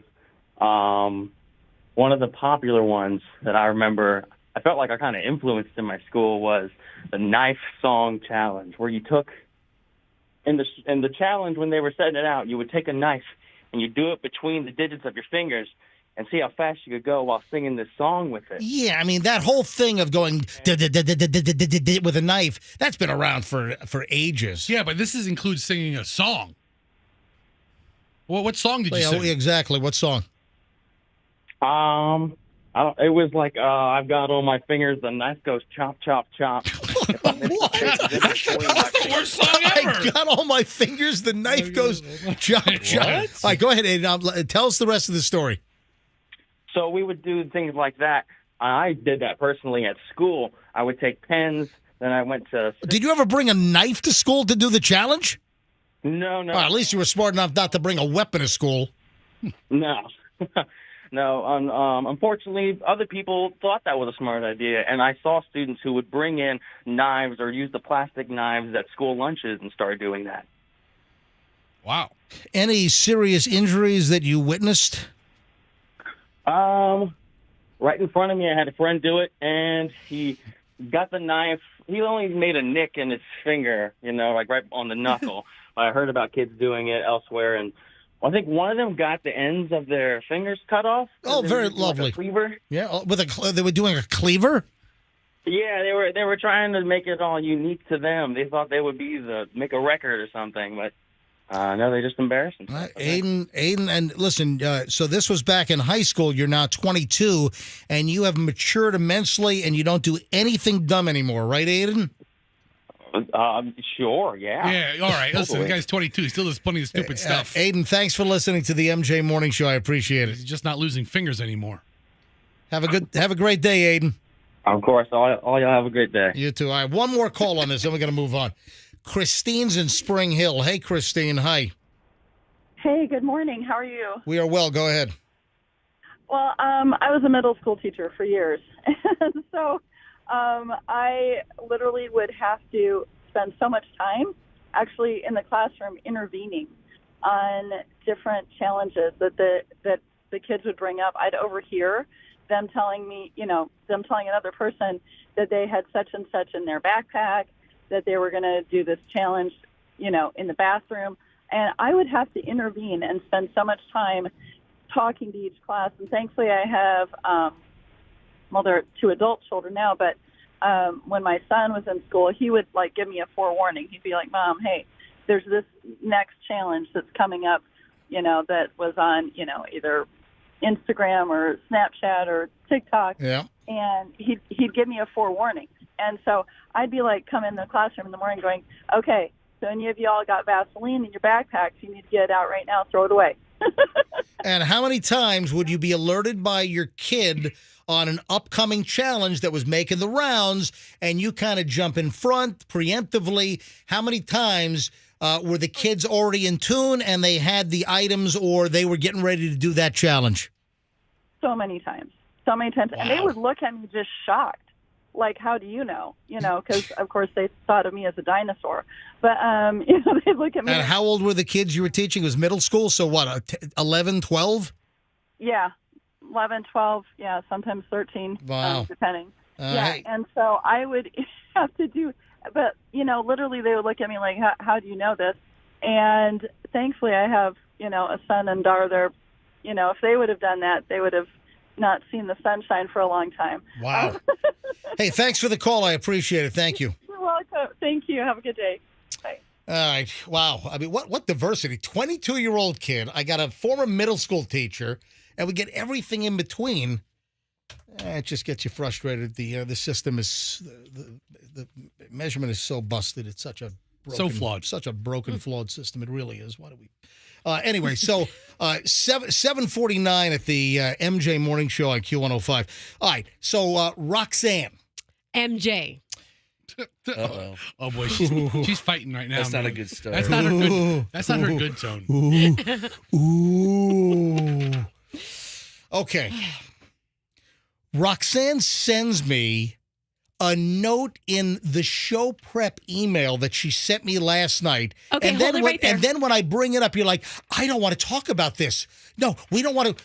We can't talk about this on the. This was just you like, sent it to me in the show prep. Do you not have you don't understand certain things? When you and I chit chat after the show, I don't understand certain that's just things. like it's Todd and Roxanne talking. No, it's MJ after the show. MJ and Roxanne just chit chatting after the show. It's not like for fodder for the show the next day. It's just whatever. And then sometimes, just so you know, sometimes those little blurbs, whatever, at the beginning of the emails that I send you, that's just so you can gauge my state of mind. Fester, what is rule 1 of the MJ Morning Show? Rule number 1 is never say anything to MJ. Under any circumstances, if you are not fully prepared to talk about it on the radio. Froggy, what is rule 1 of the MJ Morning Show? Never bring up anything on the air to MJ that you are not fully prepared to talk about on the radio. Ever. Or even hint about it or talk about it. Roxanne lives in this rose-colored glasses world where she feels she has a legitimate, functioning, normal friendship with MJ to where they can talk about things like girls and say, ba, ba, ba, ba, ba. Okay. And it's not going to come back. This is the scorpion and the frog. Okay. This is the scorpion and the frog. I'm the scorpion? Yes, the scorpion and the frog. You know the story? Roxanne's the frog? Yes. Ribbit. The scorpion needed a ride across the river, right? And there's a frog, and the scorpion's like, hey, frog, take me across the river. And the frog's like, no, you're a scorpion, you're going to bite me. And the scorpion's like, no, I'm not going to bite you. And the frog takes the scorpion across the river, and right at the other shore, the scorpion bites the frog. And the frog says, why did you do that? And the scorpion says, well, I'm a scorpion. I'm a scorpion, right? That's right. You say something to MJ, it's coming. It may not come back. I may tell him something, well, and he never brings it up. But I've got to find it interesting. I've got to find an angle. I've got to find a slot. I've got to find something that I think makes it airworthy and something that I deem to be good content. Here's the crazy part about what you tell MJ. He may bring it up a month later. Oh, it could be a year later. Yeah. Hey, remember you told me this story? And I don't even remember it. I'm like, oh my God, where's this coming from? You know, I have no problem if you bring up what we talked about yesterday and what I did a little quick blurb in the email about the show prep. I have no problem with it unless you put your MJ spin on it. Okay, that's the and extract the information no. you found interesting and put like we got on the teacups at Disney World and spin, and MJ spin. No, I don't want you to do that. I want you to be factual, and then I'm okay having this discussion. Well, because in this situation, you're going to try to revise the facts. And if you try to revise the facts and try to, put a nice little bow on a story, I'm sorry, I can't do that. I can't lie to the audience. Okay, so that is rule number 2. Rule number 2. Hold on, grab Roxanne's camera. Hey, make sure. Look, you got to see Roxanne's face. Okay. Oh, Roxanne's face is priceless right now on MJTV. You know what? Hey, I'm running late. So for those that are waiting for the Walmart story, and I've been made aware of apparently something that's going on at Walmart, and I shop at Walmart. I mean, I took a picture recently at Walmart, and people are like, oh my God. I put it up on my Instagram, and people are like, MJ shopping at Walmart? Yes! Come on! Of course! Walmart, yeah. All right, so we'll get into the Walmart issue in a minute. I just want to let you know that I'm running a little late on that. All right, so... And I want to correct your animal facts. Scorpions sting, they don't bite. Listen, tell the frog. Rule number 2 is, while you have control over what you say about it, you have no control over what MJ does or doesn't say or where he goes with it. So if you bring it to him, it's just in the wind. You have no control. Now, what's going on? Oh, boy. Roxanne, would you like to, and listen, if you deviate from the honest truth of the original story, I'm going to jerk you right back. Oh, man. Okay. All right, so hold on. Let's just be honest. Yeah, no. And it just didn't seem like you were originally thrilled about this. For one very specific reason. Okay. And that's why I tried to emphasize that reason. Let me tell you. Yesterday, Doug and I we were invited to do a show. An interview. All right, so this is what it's about. Roxanne and Dig Dug, Roxanne's new husband, they were invited to be interviewed about some kind of like couples in love segment. By, get a load of this, former ABC Action News reporter and anchor Serena Fazan. Oh my God, what's she doing? I know. Well, apparently she's interviewing Doug and Roxanne. By the way, Serena Fazan, I've met her numerous times over the years. Lovely. Very lovely. Yeah. I mean, very nice, sweet, talented woman. I remember I was out to dinner with her a few times for some events. I can remember there was some event we were invited to, and I sat right across from Serena Fazan at Shula Steakhouse over at Kennedy and West Shore, back when they were in the Intercontinental Hotel. And I just read, anytime that I met Serena Fazan, it was always just a positive experience. All right, so with that said, Roxanne comes to me at the end of the show yesterday, and she's like, I've got to do this interview, and, it's a couples interview, and, Okay, let's hear what you say. Go ahead. All right, and then you said, I don't know how I get myself into these things. And I said, listen, Roxanne, you got to be able to say no. If you don't want to do something, then you deflect it. You don't have to do everything that comes your way. Okay, that's fair advice. Okay. And so far, that's pretty accurate. But I have to Hold on. explain. So far, it's pretty accurate, or so far, it's 100% accurate? It's 100% accurate. Thank you. And as soon as you said that to me, as soon as you said you have to learn to say no, I was like, I need to clarify to MJ so he doesn't put a spin on this why I'm hesitant to do this. That is when I clarified to you. I'm like, I love Serena. I want to support her and I want to do it. But I don't want to be one of those couples that puts all of our crap out there like we're some perfect couple. That is what I said to you. And I don't know if you listened to that, I think it sunk in, but that was my hesitation. I was like, I don't post a lot of stuff on like Facebook and IG. I don't want to be like one of those, oh, look at Doug and I, we're perfect. We're so happy. Like you have good times and bad times, and you stick together. Well, that's what life's about. Right. You get the ups and downs. You've got the peaks. You've got the troughs. I mean, you've got the good times. You got you sing about the good times and the worst of times. Yeah, good weeks, bad weeks, good months, bad I want a lager drink. I want a vodka drink. I get knocked down, but I get up again. Nothing's gonna keep me down. I get knocked down, I love that but song. I get up again. Nothing's gonna keep me down. I get knocked. I could use a lager drink right now. So a cider drink. I can use them I all. want a lager drink. I want a cider drink. I want a vodka drink. Pissing the night That's right. away. Pissing the night. Pissing the night away. I mean, you drink that much, how could you help it? I get knocked down, but I get up again. Nothing's gonna keep me down. I get knocked down. Oh, God. But all right, go ahead. Sorry, Roxanne. So I just didn't want to put that out there like, oh,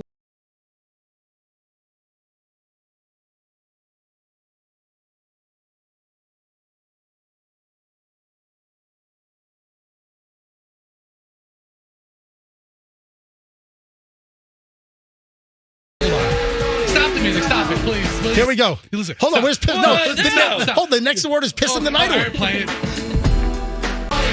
No, it was right there. Come on.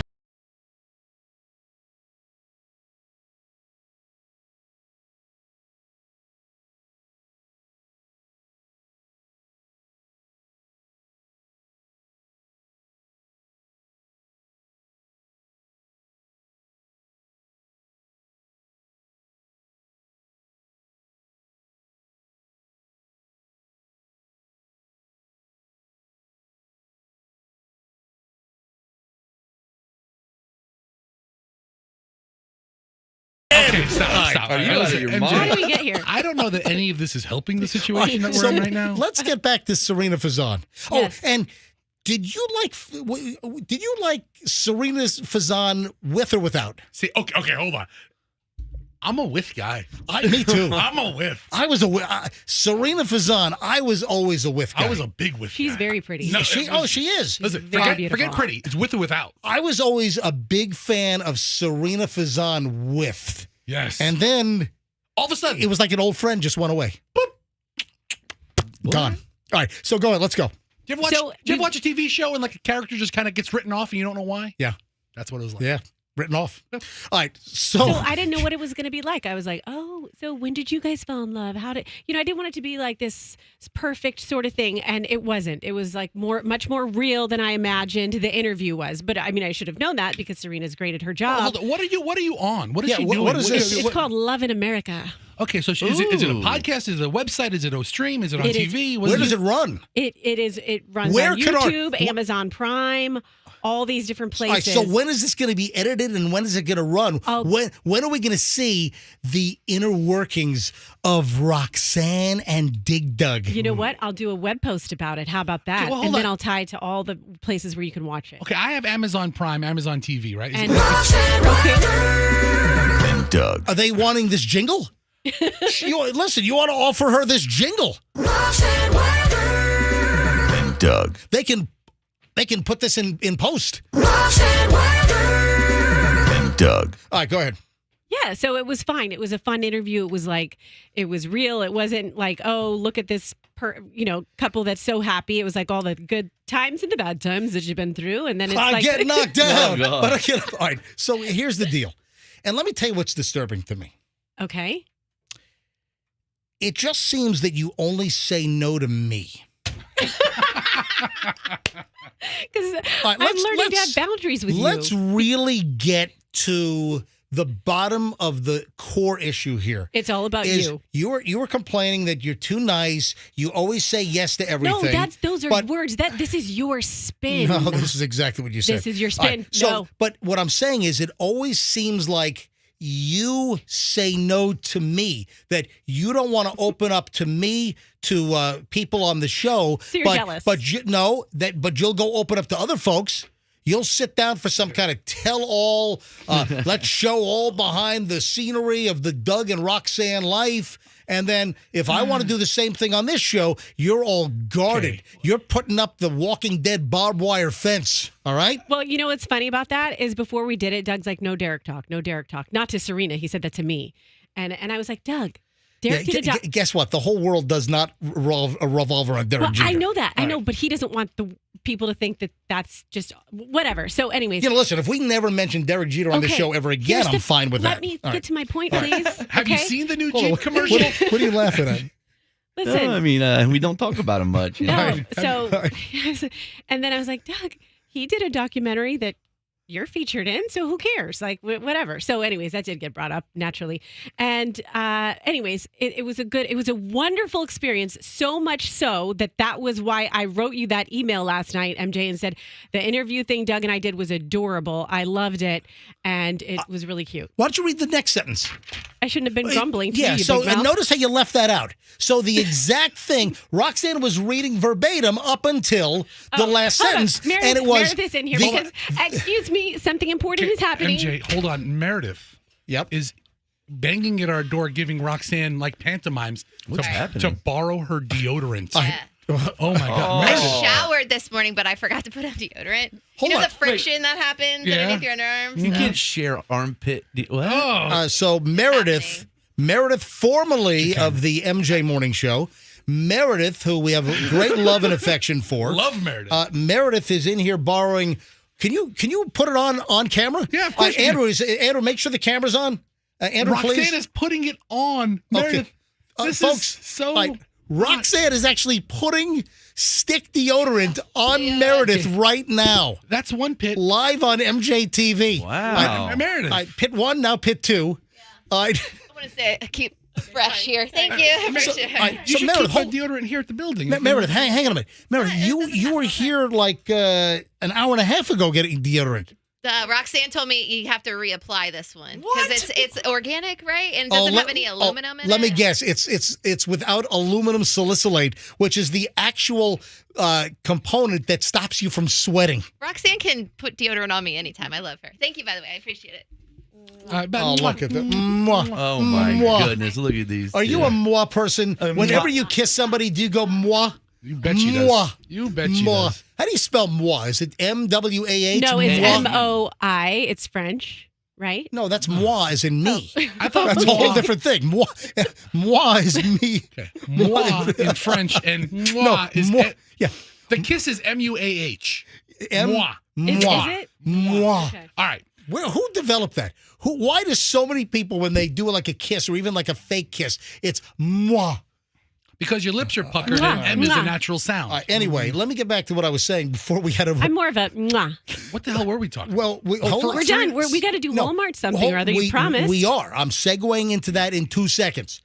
Before 1, 2. Before Meredith came in to get deodorant applied to her pits by Roxanne, Meredith was reading part of the email she sent me last night. No, and Roxanne was. What'd I say? Meredith. Correction. All right. So before we got interrupted, Roxanne was reading this email, and she was reading it verbatim until she deliberately left off the last sentence. I didn't deliberately leave it off. I just was done reading the part that was relevant. No. Listen, we already identified the problem. You admitted it. You're jealous because you think I'm boundaryless with other people, but I put up walls with you. Yes. That's why you're mad. Yes.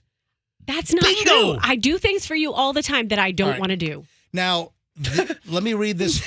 Whoa, like come to work. Like wake up early and come in. That didn't sound good. All right, here. Just to hang out with us 3 idiots. Couple of lines from Roxanne's email. Are we still on this? I think so. I got to finish it up, and then we're moving on. The interview thing Doug and I did was adorable. I loved it, And then the last sentence with Roxanne deliberately like leaving it off until I prompted her. The last sentence is, I shouldn't have been grumbling, LOL. Yes, I shouldn't have been worried that it was going to be something that I, didn't portray accurately our life. So yeah, that's exactly what I said. I should, All right. Yeah. It is June. Moving on. Yes, thank you.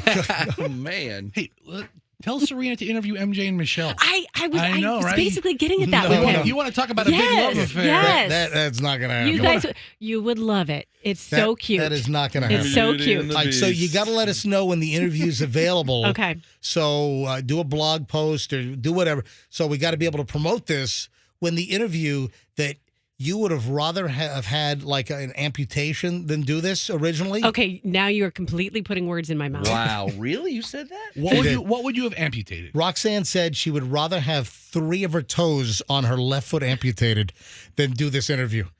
And you are just doing your MJ hyperbole comedy. So Roxanne. take it all back. All right, fine. 2 toes. It is 8:06 on the MJ Morning Show on Q105. Folks, thanks for listening to the MJ Morning Show. We've got Leonard Skinner and ZZ Top tickets to give away next hour. So the 9 o'clock hour is going to be very fruitful. We also started the must-hear story at 9:10. So every morning at 9:10, there's a story you got to hear. It's top shelf, A-list material. So 9:10, we do the must-hear story of the morning, and then we'll also give away in the 9 o'clock hour Leonard Skinner, ZZ Top tickets, Mid-Florida Credit Union Amphitheater on July 22nd. We got a pair of tickets for you next hour. Keep listening to the MJ Morning Show. June 1st, so obviously hurricane season officially begins today. Maybe we should try to get Dennis Phillips on. You know what? He's going to be like, oh, nothing's going on right now. Yeah, there's really, well, because he's a big. Hey, we've got that system out in the Gulf that's going to bring us some, nasty stuff, later today, tomorrow, That's not like Saturday. hurricanes. That's just weather. Yeah. No, but they're saying there was like a slight chance of development or whatever into like a little tropical wave or something. Anyway. You call me when it gets a name. Hurricanes, listen, it's June 1st, folks. Shouldn't we have just a nice, quiet season? Aren't we due just a little bit of a break with the close call that we had in the Tampa Bay area last year? And unfortunately, our fellow Floridians to the south in Fort Myers, Naples, unfortunately, they got whacked. Isn't that close enough for us? Can we just have like a good 5-7 years of quietness? Can we just catch a break for a little bit? No. Who's with me? Let's go! All right. Let's not tempt the hurricane gods, but nice quiet year would be nice. All right. This Walmart thing. And I was made aware of this. And I just need to know if this is true. Mm-hmm. So, is this going on at Walmart where you have to check out with certain items at specific departments? And they have stuff that's like locked up and you have to check out at a certain area? Because I saw a story of this one woman that was bitching and moaning that she had to check out 3 different times at Walmart. And she couldn't just gather everything up and just go to self-checkout or just go to a manned aisle at Walmart, which seems to be like a massive rarity these days to actually get a human that you can check out. All right. Let them bag your stuff instead of bagging it yourself. They got that wheel of bags, the little merry-go-round. I love the wheel of bags. Yeah. MJ, I've been to Walmarts where I've purchased things from the electronics department. Like, let's say I needed a charger or something like that. And I had to purchase it from the register that's in electronics. So you can't just get your item and just check out with everything at once? I never asked. I mean, or you could bring your milk to the electronics department and buy both of them there, I guess. No. See, that's the point. Listen to this. So a woman, she claimed that she had groceries, but they would not check out her grocery item where she had to check out. Listen to the story. A shopper has slammed Walmart for making her do 3 separate transactions in one trip due to overwhelming anti-theft measures. Michaela Moon rants that, and she's cute, she would just take all the piercings out of her face. Oh. Leave the tackle in there. Yeah, she's got all kinds of metal in her face. Anyway, so Michaela Moon rants. So that's her title online. Michaela Moon is her name, and then rants. Said that she had to wait for employees to unlock items in cosmetics and electronics before going to the front to pay for groceries in this frustrating shopping trip. So she's just been ripping Walmart, and she says that she had to get workers to unlock the items in other departments. She says if she wanted lip gloss, a video game, and produce, that it required a scale, for instance, for the produce, that she would have to go to 3 different checkouts.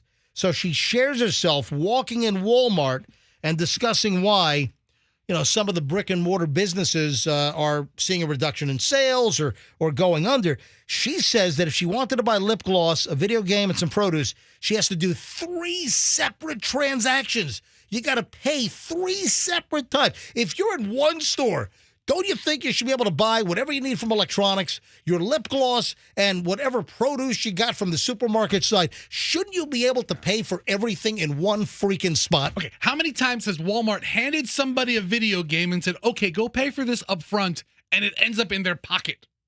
I mean, how many, the theft that they must have had to force you to buy something in electronics and pay for it before you leave the department? Clearly, it's an anti-theft measure.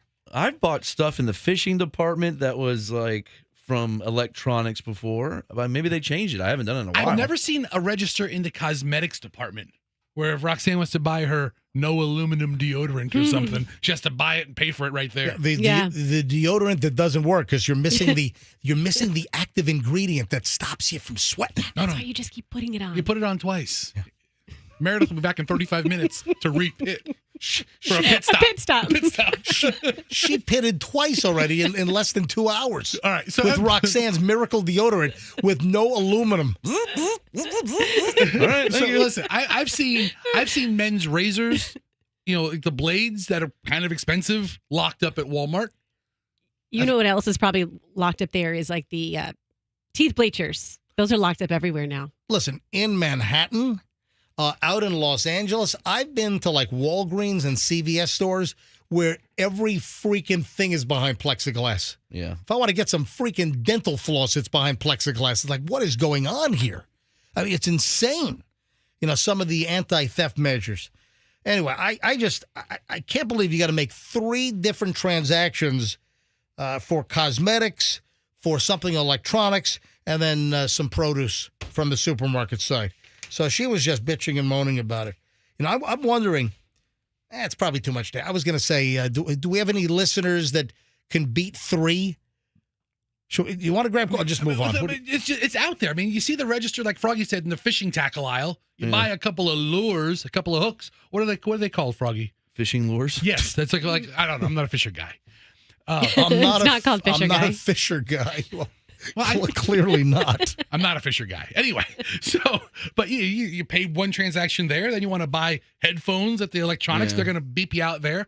And the problem was, she brought it up, they don't have a scale. So if you want to buy bananas at 59 cents a pound, the electronics guy doesn't have a scale. Trader Joe's, 19 cents a banana, man. That's the way to go. That's a rip, dude. What? 19 cents a banana? I don't know, man. No, that's... How many bananas are in a pound? 4? It depends on the size of the banana. So let's say it's 4 bananas in a pound. That's what she said. You're paying 80 cents a pound. Seems a little high. Just saying. Big bananas running your life. Anyway, so that's... Big banana. Big banana. Yeah. We're going to run you to the poorhouse 19 cents at a time. Oh, boy. We got to get back to the whole Danny Masterson situation. And, man, that dude is screwed.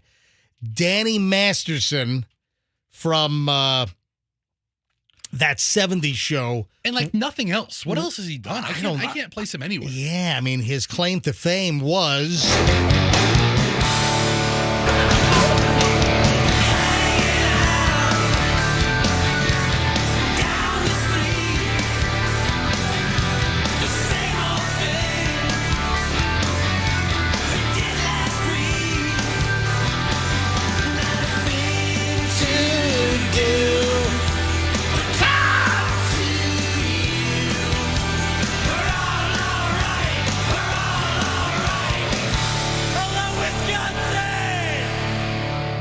think it's going to be more like, "Hello, California penal system."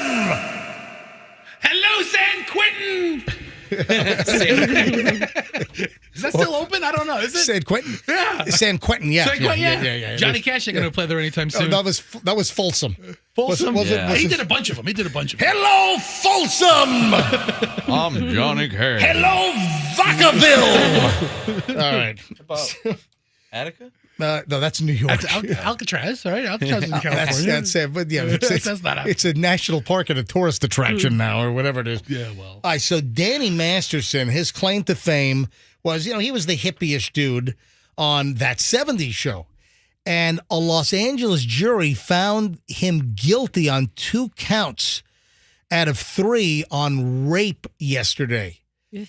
Masterson is 47 years old now. He was tried for a second time over charges that he raped 3 women at his Hollywood Hills home back in the early 2000s.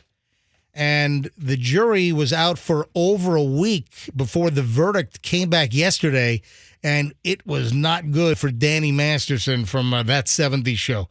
Finding him guilty in 2 instances. They were hung on the 3rd count. This is after the jury was completely hung back in the fall. So this is the second time they've tried the case, and this time around, some additional evidence was allowed in by the judge that was not allowed in the last time. But he was convicted of raping 2 Scientologists, and the victims claimed also, and this is another Scientology twist. The victims claimed that the Church of Scientology tried to persuade them not to go to the police. Scientology is a little bit of a weird operation, folks. I'm sorry. They've got their own security department. The stories of harassment or, any critics of Scientology, the stories of, And I've told you 1,000 times, if Tom Cruise came to you and invited you in, he's so charismatic, you would be like, okay, where do I sign up? No. Are you on drugs? You're talking about MJ? I mean, You're talking about me?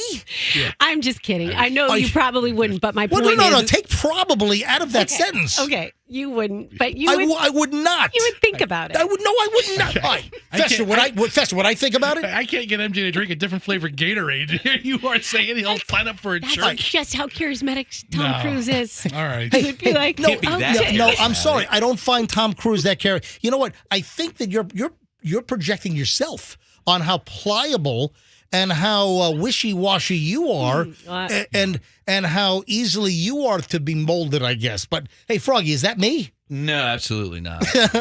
No. Roxanne, And am I an easy sell? Yes, I am. So, okay, Tom go ahead. Cruise, Continue. Yeah. So you're saying that Tom Cruise could easily suck you into Scientology? He would not. Before you know it, you'll be hooked up to the e-meter? Is that it? I'm just saying, I've heard from people that he is pretty persuasive. I'm just saying. Oh, you've heard from people.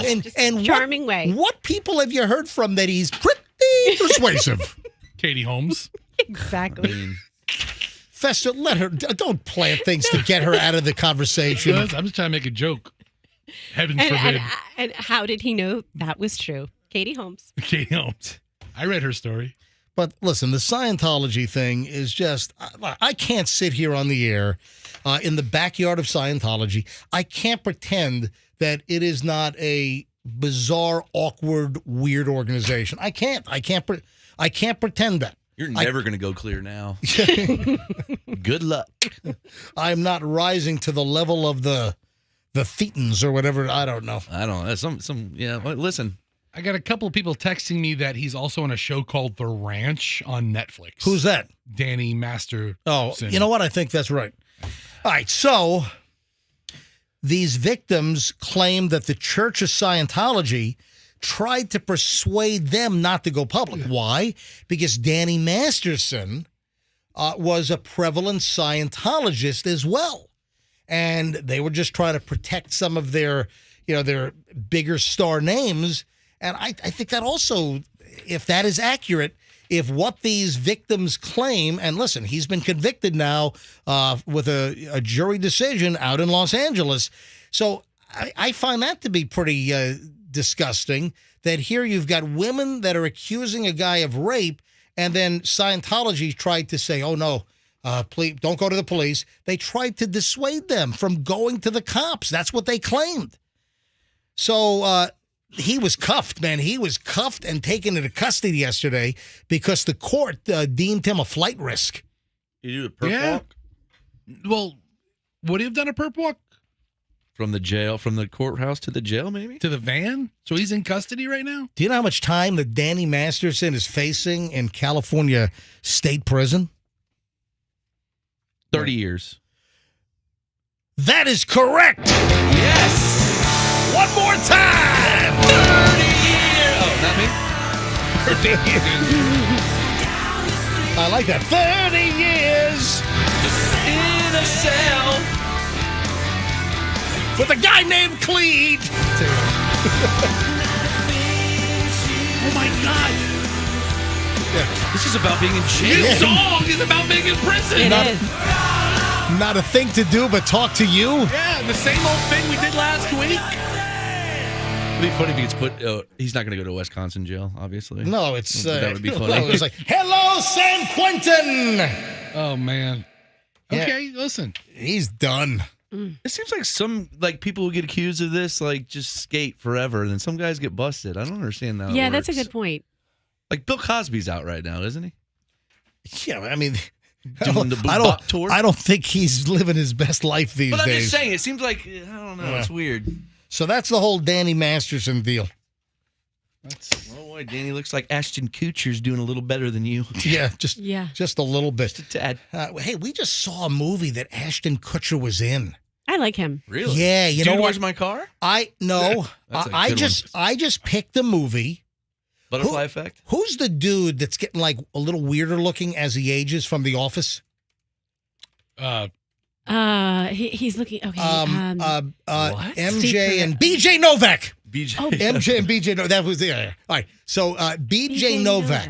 He's a listen, I'm sorry. Wait, he's getting he's getting a little odder looking as he ages. Really? Yeah, nothing. Just he's getting a little more alien-like. But I'm telling, listen, his head does have an odd shape. I'm telling, but the guy is. Listen, the guy's a great talent. This BJ Novak. I like him. Yeah, he was the writer too for He The was Office. a writer. I think he's one of the producers. Listen, BJ Novak is just a talented dude, and he wrote and directed his own movie, and the movie's called Vengeance. And for some reason, I picked the movie. This was not last weekend, but the weekend before. And, Michelle usually has something negative to say about the movies I pick. That's a great one. But Michelle, this time's like, that was great. That was good. I mean, Michelle even said, hey, good pick. The movie Vengeance. And it's BJ Novak. He's like a podcaster. And it ends up in this murder mystery out in the desert Southwest. Ashton Kutcher is in the movie. It's a good movie. It's just for his first movie, his first directorial role. It's good.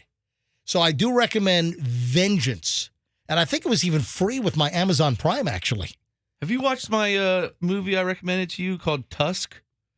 Dude, you recommended The Platform. I'm done with your recommendations. Tusk is good. Justin Long's in it. He's a podcaster, and he gets turned into a walrus at the end of it. A human walrus. It's called Tusk. Are we only watching movies about podcasters now? You I don't guys know, are I such guess. dorks.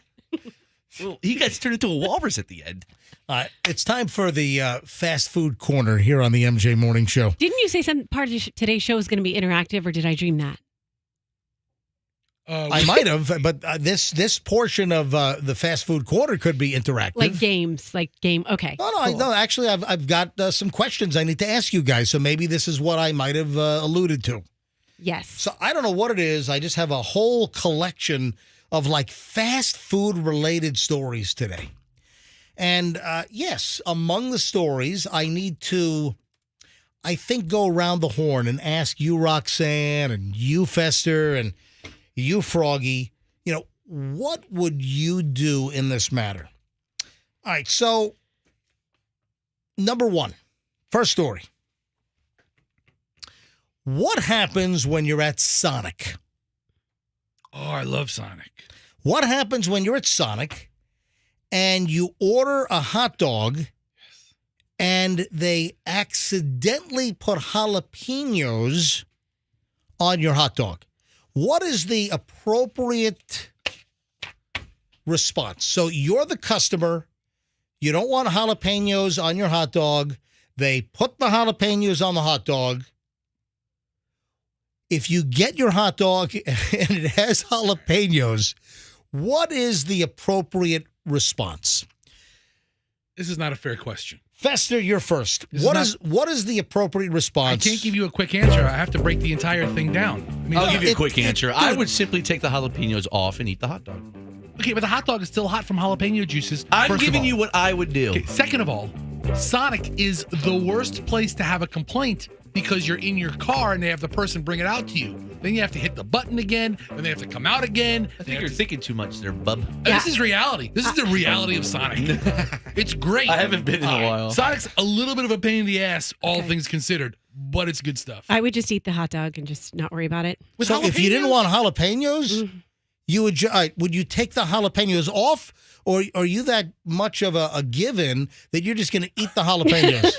Well, I mean, if I hated jalapenos, I would take them off. But if I was like hot or cold on them, and some days I liked them and some days I didn't, I would just say, okay, today's going to be a jalapeno day. I'll eat them. Listen, this is an easy question. So you get the hot dog with jalapenos. You didn't want jalapenos. You just make do with it. Is that what you're saying? Guess I'm going to eat jalapenos today. You're just easy peasy, pliable. Yeah, you just don't want, what you called me 5 minutes ago. No resistance. Just never put up a fuss. Run me over. It's not that you have to be ready for a jalapeno day. You have to be ready for a jalapeno night. That's your new nickname. What? Run me over, Roxanne. Whoa. All right. Festa, can I just get an answer? You get a hot dog with jalapenos. You don't want the jalapeno. What do? I'd probably drive my car through the whole place. I'd gut everything. I'd flip out. You're getting closer to the actual story. I take buckets of the hot oil and just scar the employees. You're getting closer to why I'm doing this story. I would knock out every one of those little press the button stands. The headline says it all. Pair accused of. I'm sorry. Oh my God, what did they do? Where is this? First of all, they Oklahoma. Okay. They body slammed the manager. Holy cow! Oh man! They freaking body slammed the manager because they wrongly got jalapenos on their hot dog. It's like WrestleMania. It is SummerSlam. Sonic Mania. Jalapenos are the most divisive topping. I mean, people either love them or hate them. I think sardines are more divisive. But they don't offer that on most hot dogs, right? I think sprinkles. Sprinkles are more divisive. I'll take sprinkles on anything. I'll have a steak with sprinkles. Obviously, I'm joking. All right, here we go. 2 people have been arrested out in Oklahoma for body slamming the manager of a Sonic drive-in restaurant because they were incorrectly served hot dogs with jalapenos on top of the hot dog, according to local police. Quantorius Simmons. There's no way to go through life, Quantorius. Quantorius. Another show, another name I've never heard of in my life. I like it. Quantorius Simmons and Andres Briscoe arrived with 2 other people at the Sonic restaurant on Saturday, ordered a hot dog with a side of jalapeno poppers at around 7:30 p.m., according to the Tulsa, Oklahoma police. Instead, the group received a hot dog with jalapenos as a topping. That triggered the argument between them and the Sonic employees. A manager stepped in. Folks, I'm the manager. Is there something I can do here? Let's turn down the heat. Let's turn down the jalapeno heat just a little bit here. So the manager tried to step in to kind of, have everyone simmer down. But Quantorius Simmons got out of his black Altima and then tried to enter a closed-off section of the Sonic, where typically it's only employees inside, right? Well, yeah, it's like a freestanding building that's only the kitchen. When the manager tried to stop him, Quantorius Simmons dragged the manager outside, began beating him up, punching him repeatedly, and then picked him up and body slammed him on the ground in the parking lot. Somebody give me a steel chair. Yeah, right? My God. I'm looking at a picture of Quantorres. He looks like a big dude. After the body slam, police said that Simmons continued to beat the manager.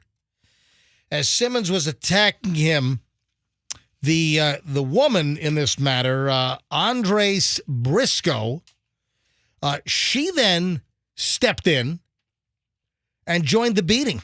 And starts, so the girl. He got tagged in. The girlfriend, she starts entering the fray and starts beating the manager on the ground as well. Oh, no, Mean Gene. Quantorres has made it to the corner. Tags in Briscoe. This is going to be a great match. Here we go. Oh, he's going to go. Body slam. A body slam. She's on the top.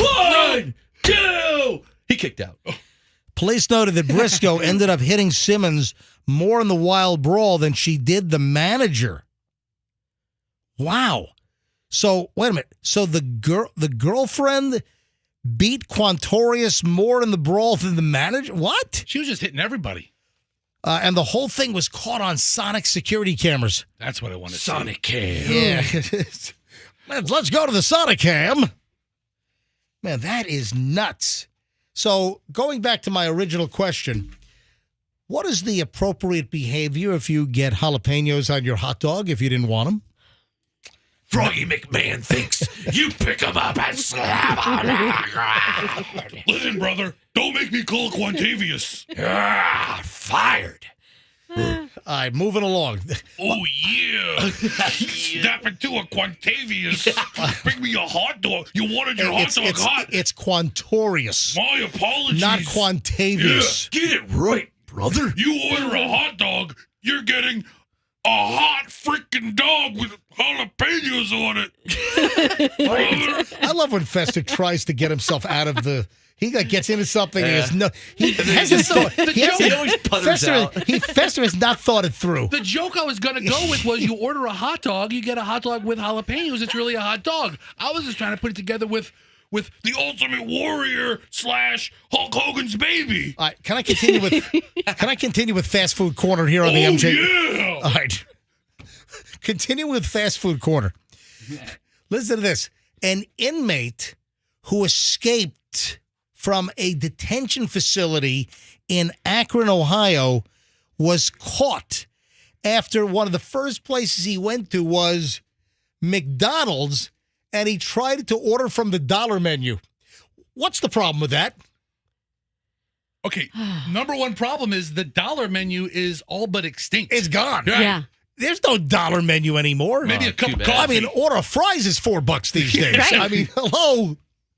I mean, things that have just gone poof. The dollar menu at McDonald's. I mean, it doesn't exist anymore, right? No. I mean, they may have something called the dollar menu, and where things end in a dollar instead of change. you give us dollars. Yeah, that's but the dollar menu. Here's the menu. You give us dollars. The days of the 99-cent or $1 McChicken or $1 Yeah. burgers are over. An escaped inmate was taken back into custody yesterday after he was recognized attempting to order a hamburger. Jason Lyle Conrad, who had been on the run since Tuesday after escaping from a facility's transport vehicle, was captured by authorities following a short foot chase in Akron, Ohio. The U.S. Marshal for the Northern District of Ohio reported 39-year-old now back at the Summit County Jail in Ohio, but it was a tip from a McDonald's employee that led to his capture. According to 911 recordings released by the Akron police, employees identified the guy who pulled up in his street clothes riding a bike around 8:30 a.m. from his tattoos and his limp. He reportedly tried to order a burger for $1, but was told that the restaurant doesn't offer those. That's how long he's been in jail. So has he been that long out of circulation that he didn't know that the McDonald's $1 menu was like gone? So the dollar menu is now the McDonald's $1, $2, $3 menu.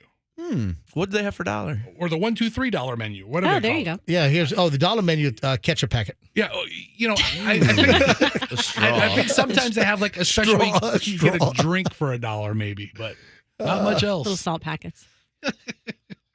So, there's no more dollar. He was told that there's no more dollar burgers. He rode off And then I guess people recognize. I guess it was big news. Be on the lookout for this escapee. So I guess it was the dollar menu that helped do him in, but there is no dollar menu. And then there's another example of customers flipping out. This time it was another Wendy's location. This is in Toledo, Ohio. Ohio's getting bad, man. We're getting just a lot of stories have been coming out of Ohio. Ohio's been an armpit for decades. Yeah. It's just now making more news. Yeah, you know what? It's really coming into its own right now. But again, this is a Wendy's fast food location, and people flipped out. They tried to assault and rob the Wendy's staff. Why? Because the cheese was left off their chicken sandwich. That's a big deal, dude. Well, you know, I got to be honest. I don't have mine with cheese. I don't want cheese on a chicken sandwich. I like cheese on a chicken sandwich. Hang on. Here's the deal. If you're having maybe like roasted chicken or like a chicken breast that's not battered and fried, I don't want cheese on something that's fried. That's weird. That makes it more delicious. No, you never had a cheese stick? Yeah, I mean, it's fried cheese. It's fantastic. Yeah, and like a fish sandwich that's fried with cheese on it, like a grouper sandwich with cheese. Oh, well, yum! Hold on. You know the adage. You talk to any chef. Cheese does not go on seafood. That cheese says who at Frenchie's because they have the best grouper sandwich, and I get mine with cheese. No, well, hold on. It's on the menu with cheese, or you add cheese? I think it's on the menu as well. Listen, you talk to most chefs. Never had a fish fillet, buddy? Most chefs. I'm telling you, most chefs that know what they're doing, it is sort of it's a rule. You just don't put fish and cheese together. Fish and cheese? Fesson, go to Google. All right. I'm not making this up. I don't think you're making it up. I'm not making it up. What do you think? I'm making it up? I just disagree with all of that research. Go to the Googles. Okay. How about a fillet with a big slice of cheese on it? A fillet of fish? No, just a steak. fillet of what? Steak. No. What? No, all right, listen. Fesson, I've never done that. But steak and cheese sandwiches are good. Yeah, cheese. Go to Google. Okay. And type in rule. No cheese on fish. No cheese on fish. All right, see what comes up. Hit search. Here we go. Look at that. Where did the prohibition on combining seafood and cheese come from? How about shrimp and grits, cheddar grits? This is an actual story. Where did the prohibition on combining seafood and cheese come from? In a recent episode of Top Chef, a team of contestants puts forth a dish featuring lightly smoked trout and grated hard salty cheese.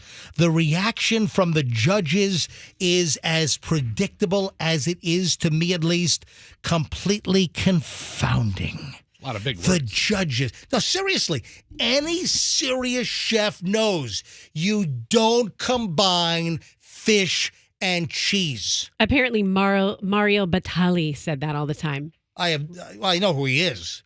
He also got Me Too'd, if you remember. I don't know that I want to talk to Mario about much these days. He's an expert on cheese. Oh, Mario can give Danny Masterson tips when he's working KP duty in the jail. So where did I didn't do the whole story here. So out of Ohio, 2 people arrested after cops said they assaulted and tried to rob employees at a Toledo Wendy's restaurant after cheese was left off the chicken sandwich they ordered. Dominique Ezel and Jelinia Stewart are facing robbery charges after they allegedly tried to take an employee's phone during the altercation. Happened at the Wendy's and the blah, blah, blah, blah, blah, blah, blah, yesterday afternoon. Employees called 911 to report a disorder at the location. They told officers that a disgruntled drive-thru customer who did not receive cheese on her crispy chicken sandwich entered the restaurant and confronted the employees. There's a rash of this, like an incorrect order, and the customer's going freaking ballistic. What is going on? Why are people putting their freedom in jeopardy? Why are they why are people assaulting and going into like just absolute like vile, turbulent, aggressive, abusive mode for just the restaurant just left some cheese off your sandwich? You just say, hey, you left some cheese off my sandwich. Can I get you to remake that for me? It's that easy. Instead, you're arrested for trying to rip off an employee's cell phone, trying to, you're assaulting the employees. I mean, what is going on with society that this happens over a freaking slice of cheese? I mean, you don't understand how delicious Wendy's cheese is. We stop it. No, Yes, hang on. Andrew, our producer, is waving frantically. Yes. Isn't this an improvement? About 6 months ago, were there a rash of shootings over things like this? That's a point. Yeah, that is a point. So you're saying that at least it seems to be we're going in the right direction. This is just a physical confrontation versus actually getting shot over a wrong fast food order. Is that it? Somewhat, yes. All right. Yeah. That's a good point. That's a good point. Very good. And our last fast food story, and I'm sorry, this is a little bit of a downer. Oh, this is a little bit of a wah wah, a little bit of a Debbie Downer. What the? The positive Quantarius story you did first. I mean, they all kind of for downers. It's Quantorius. I'm sorry, you can't pronounce the guy's name right. Remember the Arby's manager that got locked in the freezer and froze to death in Louisiana? No, yeah, Louisiana. Yeah. Yes, yeah. Vaguely. Yeah, in New Iberia. The Arby's manager apparently beat her hands bloody trying to get out of the walk-in freezer. She was found dead in the freezer last month, back in May. A lawsuit has been filed by her family against Arby's, against the franchise owner, and it turned out that the latch inside the freezer was busted. Because, I mean, these days, any walk-in, there's a way to get out of there. There's a push. You push it, and it deactivates the lock. Yeah. If you get locked into a walk-in, there's a way to get out. And this place had a broken door, so if you got locked in, there was no way to get out. Do you realize, like a health inspector or so, you ought to shut down the restaurant over that. You ought to shut the place down until that's fixed. I mean, here's a perfect example. I mean, how sad is that? That the door closed, the employee, the manager was inside the Arby's freezer, and okay, the door closed, no big deal. I just hit the latch, I'm out. The latch was broken, no way to get out. Can you imagine what you're going through? Can you imagine your last days on planet Earth are in a freaking Arby's freezer? Arby's, we have the meat. I mean, that's horrific. I got locked in a Publix freezer one time, and the only way I got out was I was screaming through the milk because it was like the milk. You know, they go behind and they put the milk in. Hold on. I didn't know how to get out. I didn't know where the button was. There's a way to get out. Yeah, there was a way to get out. I was new. He was first date. So you weren't in the freezer. So I was like in between the milks going, "Can somebody get me out of here?" So you weren't in the freezer. You were in the milk cooler. Yeah, the milk cooler. Let me tell you right now. So you were screaming to the customers, basically. Yeah. The family of the manager, she's got 4 children who live in Texas. They're seeking more than $1 million in damages from Arby's and the franchisee, Turbo Restaurants. They're going to clean up on this. Let me tell you, Arby's might have the meats. Arby's, we have the meats. I'm going to tell you right now, Arby's, we have less money in the bank. That's what's going to happen here because they're going to clean up. I'm sure they're insured, but that family's going to walk away with millions of dollars. It's not going to bring their mom back, who is the Arby's manager, but that's just brutal. I told you, we had like fast food corner today. Yeah, if Fester worked at Arby's, you know how brutal that could be. Here on the in the freezer. Yeah. Here on the MJ Morning Show. All right, quick break. This ends an hour and 20 minutes of nonstop MJ. When we get back, we're going to cross into the 9 o'clock hour in just a bit. And then we're going to give away Leonard Skinner and ZZ Top tickets. Mid-Florida Credit Union Amphitheater. It's going to be July 22nd. So you could win Leonard Skinner and ZZ Top tickets. And then we have the 9:10 must-hear story all coming up. Oh, and speaking of food and restaurants, do you know what's disappearing? There is, when I say this, you're going to say, oh, yeah. You know what? I don't see this as much. There is something that is disappearing from restaurants. And right now, you're probably saying, what is it? The minute I say it, you're going to have used this in the past, and you're going to say, you know what? I don't see this as much. Something that's disappearing from restaurants. Hold on. All coming up next, and a whole lot more on the MJ Morning Show here on Q105. Oh, and there's more on the forced tipping crap. We got a lot of stuff. I'm telling you right now, the next long chunk of the MJ Morning Show is must hear. Don't move. We're back in minutes. We've just...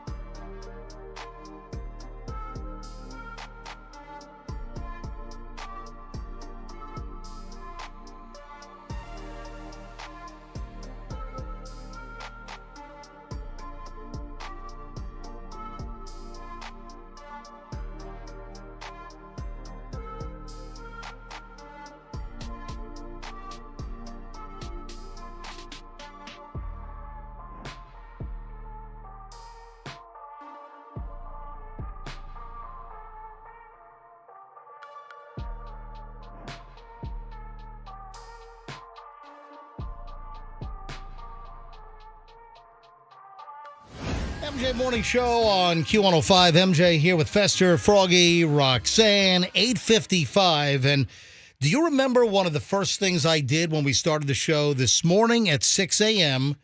when we started the MJ Morning Show, what was like item number one, guys? What did I do right off the bat immediately? Oh, gosh. You were talking about an alert. Yes. And we brought up the fact that today is June 1st, known as the beginning of hurricane season. The start of hurricane season. And again, I'm like, hey, can we just catch a break?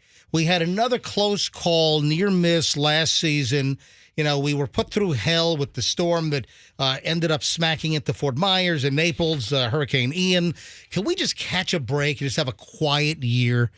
Well, guess what? I was going to text Dennis Phillips and say, hey, Dennis, you want to come on? And then I checked my phone a few minutes ago, and Dennis Phillips is like, hey, you want me to come on? Let's talk about what's going on out in the Gulf right now because, we got some activity. Ladies and gentlemen, let me hit my big, alerty kind of newsy music here. Ladies and gentlemen, from ABC Action News, from the Weather Alert Desk, live on the MJ Morning Show, it's none other than Dennis Phillips from ABC Action News. Good morning, Dennis. Hey, that's crazy because when I get home from work, I have my wife do that exact same open. That's pretty amazing. As you walk into the front door? Yeah, that's awesome. How's it going, man? All right, so what's going on? First day of hurricane season, and, we're seeing all the blobs and all the activity out in the Gulf to the west of us. And, there's been chatter over the last couple of days that there's a small chance of development. What's going on? Yeah, let's step away from the ledge right now. I'm already getting a ton of messages. It's actually why I texted you because, look, this is not a bad thing. We need the rain. I mean, we have been in the drought for months, and we are going to see whether or not this becomes Arlene or depression. And I'll tell you, it's getting better organized. It is. We're seeing some bands. Honestly, the 11 o'clock advisory, I would not be the least bit surprised if we see a tropical depression or we see possibly even Arlene. But the track is pretty much meaningless at this point. It's going to move more to the south, and it's. I will tell you where the Hurricane Center thinks the center is. It's probably not there. It's probably more to the north, and there's nothing unusual about that because until you actually see something develop, it's really hard to know exactly where it's going to develop. And now we're seeing it kind of consolidating, getting better organized north of where they were thinking. But regardless, this is a rain event for us. We had it yesterday. We're going to see some scattered rain today, maybe not even as much as we had yesterday. And then this is going to continue to move down towards South Florida. South Florida's had a ton of rain the last couple of months, and this is the last thing they need. But oh, man, my parents in Fort Lauderdale, I think they had like 12 inches of rain at their house. Yeah, and remember, what was it, about 2 months ago that they had, or maybe not quite that long, they had that big rain, 20, 25 inches of rain. Yep. And you saw people coming out of the clubs and at 2 or 3 o'clock in the morning, and they were literally like having to walk on cars because it was so bad. Yeah. So, I mean, they've had a ton of rain, and I think they're going to see more. But, yeah, you're right. It's June 1st, so people after last year, understandably with Ian, they're going to be way more nervous. June storms just don't have the same setup that they do in August and September for a million reasons. But quite often we get storms that come near us or on us in June, and they give us 10, 12 inches of rain. I'm not saying that's what happened with this one, but it's happened before, and that can be a drought buster. So overall, this is not a bad thing, and it's certainly nothing to freak out about. When would we see the effects on the Tampa Bay area? You're talking about this thing drifting a little more toward South Florida. What do you think the immediate Tampa Bay area is going to feel over today, Thursday, tomorrow, Friday, and into the weekend? Just like what we had yesterday, maybe just not as much today. I think because it's consolidating. What's happening is it's getting better organized. And when you ever watch ice skating, when you see when they do that little fast spin thing and they bring their arms in closer and then everything's with the Will Ferrell in Blades of Glory. Yes. There you go. Yes. Yeah. So when that happens, when they get better organized, that starts to draw the moisture closer to the center. So in reality, I think what happens is if this does get a little bit better organized, it could bring some of that moisture toward the center and away from us. So my point is we're going to get rain today. I don't think we're going to see quite the widespread heavy rain that we had yesterday, that big blob that came in. We're going to get some very, very heavy tropical downpours. But like right now, in my house, I'm in Palm Harbor, we had a 20-second downpour, and now it's sunny, and it's a little breezy. So I think that's what we're going to see. Again, the farther inland you are, probably less of an impact because you're farther away from the center. But what's interesting is as these get a little bit better organized, they're easier to track. So this is going to go from north to south, probably west Cuba or west of Cuba over the next couple of days, and we're going to be right on the fringe getting some tropical rain. So again, in spite of the fact that maybe at 11 o'clock you'll see advisories, we got the first depression of the year, run for your lives, or we got Arlene. That's just not the case. It's going to rain. It's going to rain. All right, couple of things. Hurricane season, again, starts today, June 1st, start of hurricane season. What are your thoughts? And you heard me say this. Can we just catch a break this year? Can we just have a nice, quiet season without getting all ramped up, amped up, all these close calls, all this crap headed our way?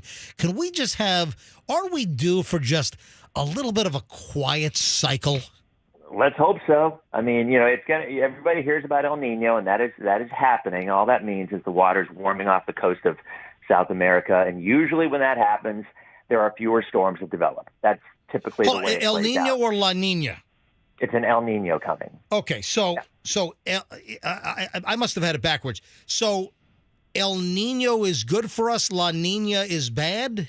Well, good for us is a relative thing. I mean, back in 2018, we had an El Nino, and Michael hit and just devastated the Panhandle. So, I know you guys hear it over and over, and everybody gets sick of hearing it. We always say it only takes one, but it's just so true. I mean, even if there are fewer storms, which there probably will be this year than there were in previous years, it doesn't mean we're not going to get one here. I mean, it's just, and I say it again, Michael is a perfect example. There was an El Nino back in 2018, and there was a Cat 5 that hit, the Panhandle. So, yes, there will be likely fewer storms. Typically in an El Nino, those storms don't develop as much in the Caribbean, and that is good for us. Because if you have fewer storms in the Caribbean, you have a storm less likely to come in through the straits down between Cuba and Yucatan, and those are our ones. So what is, when you hear that between El Nino and La Nina, that I thought it was La Nina favors more Atlantic development, whereas, I thought El Nino produces more Atlantic development, but La Nina is more Pacific. Do I have that wrong? Yeah. El Nino is a warming of the water off of South America. When that happens, it increases the trade winds, the upper level winds, and it shears off Atlantic storms. So you get fewer storms. If you go back and look at climatology, in other words, if you just go back and look at history, when there's an El Nino, you see fewer Caribbean storms develop. You get more out in areas, say, from the Bahamas to Bermuda.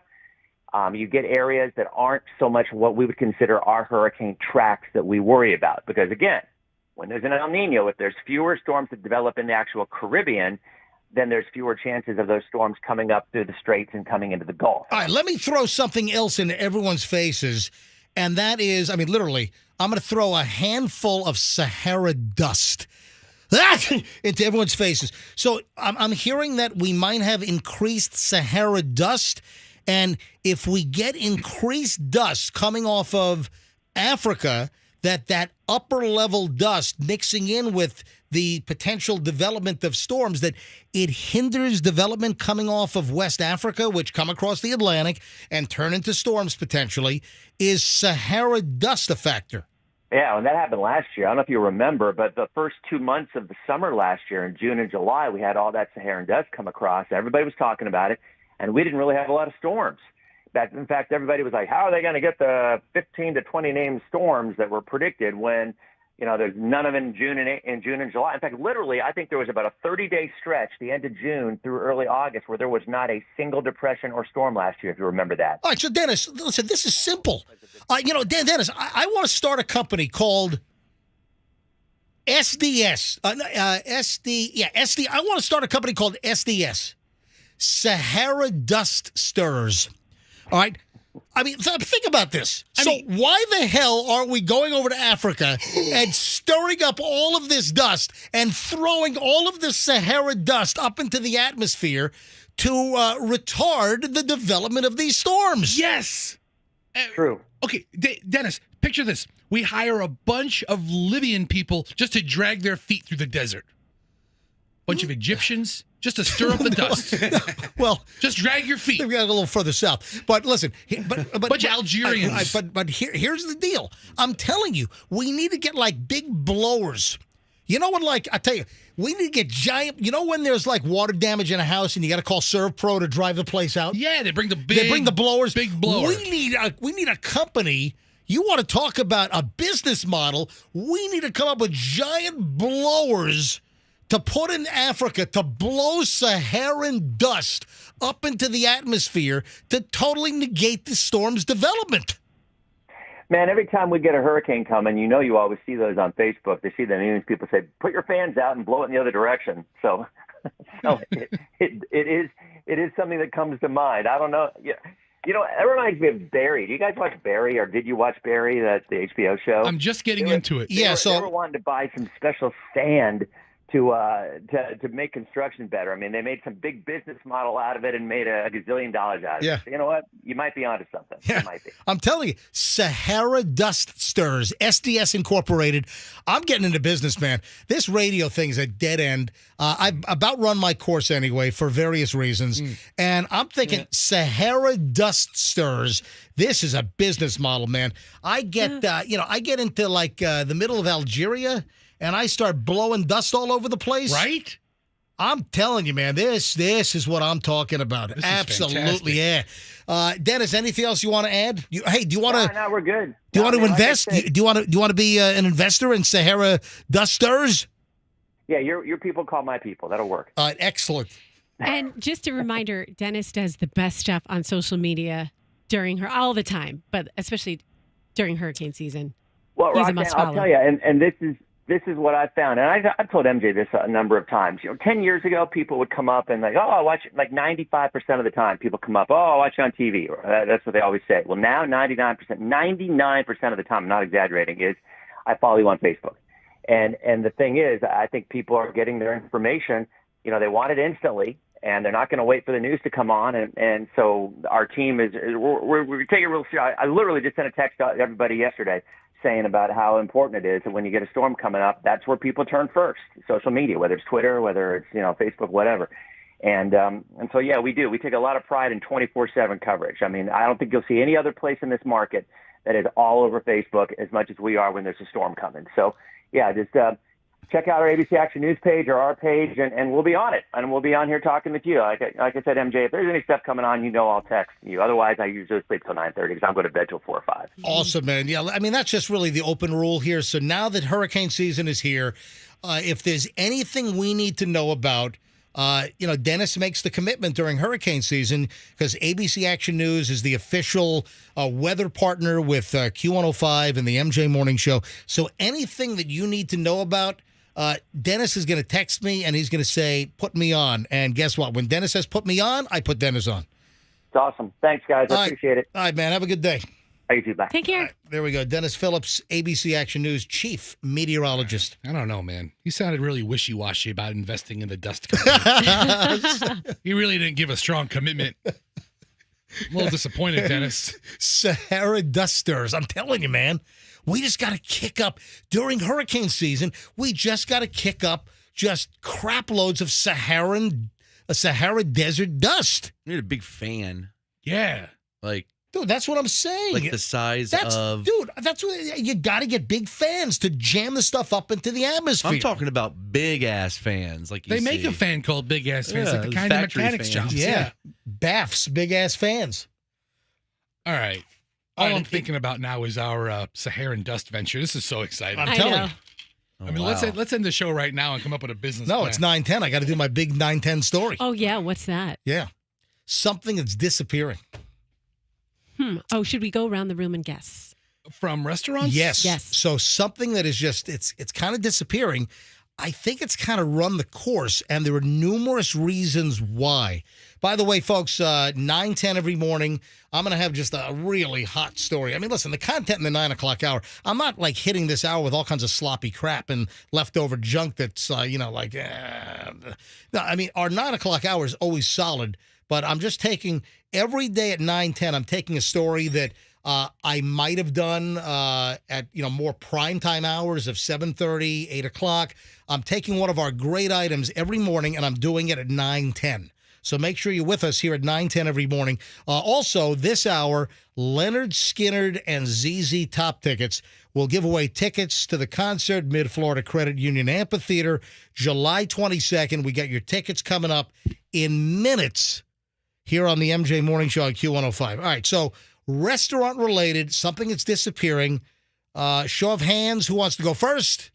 Roxanne, go. Wait, what's the category? All right, something that's disappearing in restaurants. All right, the category is something that's disappearing in restaurants. Thanks for having me, Froggy Anderson in the feud. All right, we have the Fester family and the Roxanne family. Who wants to go first? I'm going to go first. All right, Roxanne, what's your answer? Okay, Louis, Froggy. I'm starving, by the way. Well, this is going to make you even hungrier. Hey, Louis Anderson's dead, right? Yes. Oh, I'm as dead as a door now. He died like a year and a half ago. All right. I'm practically dust. Saharan dust. Stop Let's fling Louis Anderson's dust into the atmosphere. That's funny stuff. It's going to be a big bag. All right, so go ahead. It's the Roxanne family. Go ahead. It is. All right, Froggy, stop it now. That's enough. Is it ketchup? Let's look On at the the table? board. She said ketchup. And, I'm sorry, Roxanne. By the way, do you have any brothers that you hook me up with? Because you're really attractive. All right, let's go to the Fester family. What's your question? You big fat ass, you. I can relate to this guy. Louis Anderson calling me fat. We're both That's a compliment. That's like the... Something that's disappearing from restaurants. Yeah, it's like the king calling me king. I don't know. Linen napkins. No.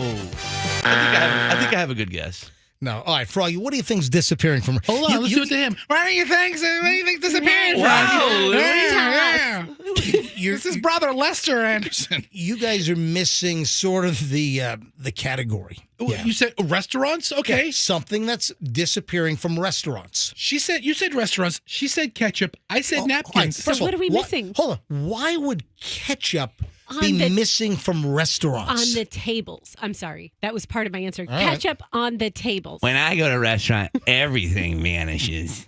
Because I eat everything. All right, Froggy, stop it. All right, I have a real guess. Is it the mechanical ordering thing that has the games on it? No, you know what? Is that right? That is, let's go to the board. The mechanical ordering thing that has the games on it. Son of a... Nope. What is the mechanical ordering? It's like a little thing that sits on your desk or on your table where you can scroll through the menu. Yeah, you can order from it. Or if you play games, they're going to charge you a few bucks at the Hang end on of a the minute. meal. Hang on. Good for kids. I will tell you this. Frog is the closest. Ooh. Oh, I think I know what it is now. What do you think it is, Roxanne? Menus. Paper menus. Or No, book it's menus. quite the opposite. Paper menus are coming back. Oh, okay. So what does that mean? Oh, thank God. So you're not seeing those QR codes. Yes! Yay! Yes! Oh, this is a Oh my- celebratory you're not event gonna because I believe hate this. those things. QR codes. You got to take your phone out. You got to put the camera on. You got to scan it and this and that. Yeah, the whole QR code deal is starting to collapse. I just got into an argument, a semi-argument, a friendly argument with somebody in our internet department here, or our web department. Yep. About QR codes. They wanted to rewrap the vehicles or something and put a QR code to the station on the vehicle. Listen, and I that's looked at dangerous. I looked at them and I was like, QR codes are dead. And they're like, no, they're not. I used one the other day. When you're on I use one for a 275, when you're on 275 northbound and you see the Q105 van, roll down your window, reach and lean your entire body out and scan the QR code. Listen, if you want to put a QR code on the van as a novelty item, that doesn't bother me. The deal is, the reason why I'm bringing this up, the reason why this is a hot 910 story here on the MJ Morning Show is that the menus via QR code It looks like we've seen the heyday of that. So what's going on? Well, here's the deal. And, man, I read a whole piece on this in the New York Times, and they're talking about specific restaurant chains, et cetera. But one of the chains is Heavenly Buffaloes. And like other restaurant owners, managers around the country, Mr. Sayer put digitized menus on all of his tables in the early don't touch anything stage of the pandemic, when contactless service was considered essential. But over time, fewer and fewer diners have paid them any notice. If they had a choice, I would say 90% of customers would rather say, I'd rather place my order with you than placing the order over a QR code. But even getting the menu, just to view a menu via QR code on your phone, people are walking away from this. They don't want it. People want a normal, regular, conventional paper menu or a plastic laminated menu. That's what people want. So the whole, scan the QR code, tucked in the napkin holder or a self-standing little placard, these things are being ignored. And restaurants all across the country, they have stopped using QR codes, or they notice that it is only a tiny fraction and that people are returning to using paper-only menus. Here's a company, Must Have Menus. It's a management company, printing platform, 7,000 restaurant customers across the U.S. They've seen a big fall off in the use of QR codes. It provides to restaurants.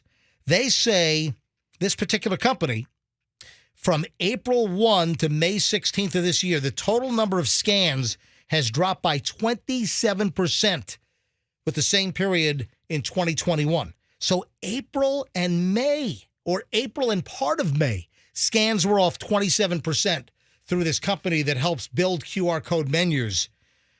So fewer restaurants are creating new QR menus. About 75% of their existing QR codes are essentially dormant, with fewer than 90 views in the last year. It's not like people delete their QR codes when they're done using them. They just stop using them. And the motivation of the about face is simple. Diners hate QR menus. Diners hate the QR code menus. Oh, yeah, we do. Roxanne, your reaction was, once we finally revealed that it was QR codes, you're like, oh, my God, you're doing a happy dance I'm over doing here. a conga line around the room. I'm so happy. You know where else they have them that's super annoying is in a hotel room. So you go to do room service and you just want to look for that book in your drawer, and then they have the QR code, the dumb QR code. So I just call room service. I'm like, just read the menu through start to finish, and I'll pick One of the other reasons why QR codes is fading is etiquette.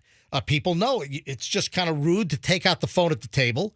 Here you're supposed to have conversation face to face. You leave your phones alone. People are being made aware of how awkward it is where everyone's like at the table with their phones out. So what do you have to do with the QR code thing? You got to take your phone out. Oh, what else is a problem is people can't see it on their phone. Maybe if they, readers, they need their readers. Hey, that I could need be an my element. spectacles. Another drawback to the coded menus is its feel. As the pandemic ebbs, restaurants are trying to coax people out to eat, and dusky candlelight and uninterrupted eye-to-eye conversation, whipping out your phone and having the blue light from your phone in like a nice romantic setting, that doesn't look good. You got people all in a restaurant with their QR codes in their phones. It just doesn't work. And then there are a couple of other aspects here. Oh, the guy says, hey, listen, the QR code and the phone, it's the antithesis to romance. Yeah. All I right? agree. So there's this bar, the Dutch Kills Bar on Long Island, actually Long Island City in Queens.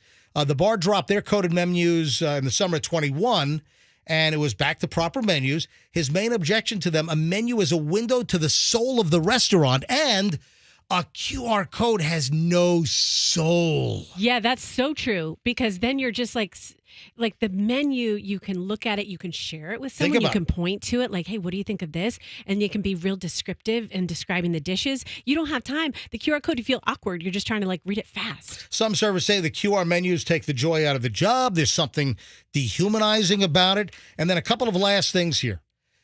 QR codes as a way to order, guess what? patrons order less. Yeah, because you're not going to peruse the whole thing. Well, it's not just that. They're less inclined to order something additional. They're less inclined to order desserts. They're less inclined to order another glass of wine.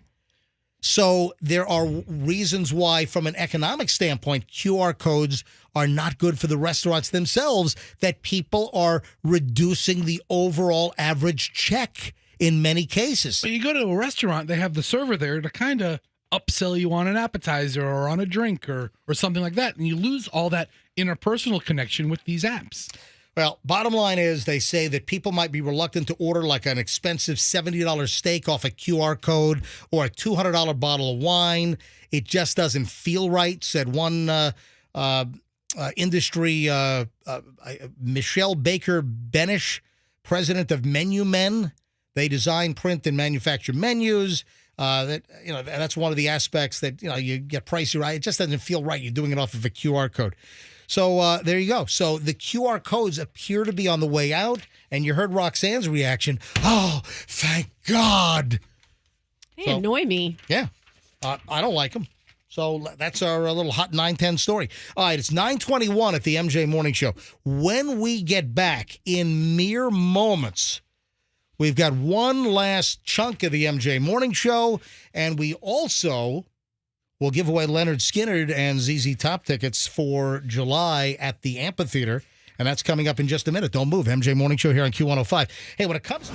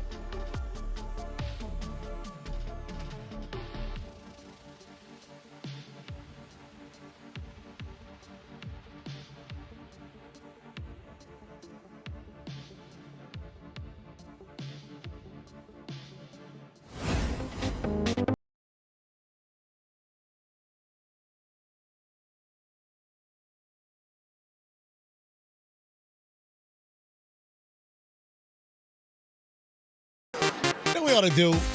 We ought to dress Fester up like the old bald guy from the Six Flags commercial. That's what we ought to do. Yeah, but see, the deal is Froggy has the similar body shape and the dancing skills. But you got the bald head kind of thing going on. Oh, I got a bald everything. All right, MJ Morning Show, except your back, man. Dude. Okay, you're right. Okay. Dude.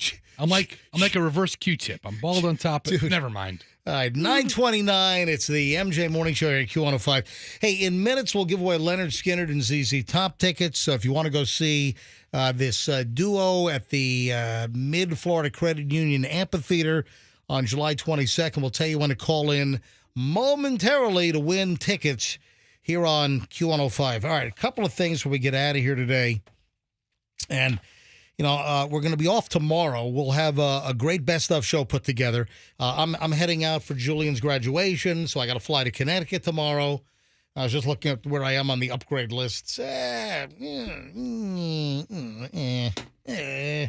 have a good family trip. It's an important day tomorrow. Oh, it is. Or Saturday. Well, Saturday's graduation. I got to fly out tomorrow because it's a lot of things to get done. We got to move Julian, get his stuff into storage, and blah, blah, blah. All right, so 9:30 at the MJ Morning Show. And so best of tomorrow, but keep in mind that we put together stuff and move it all around, so there are chances that you've never heard the top-notch material that we choose.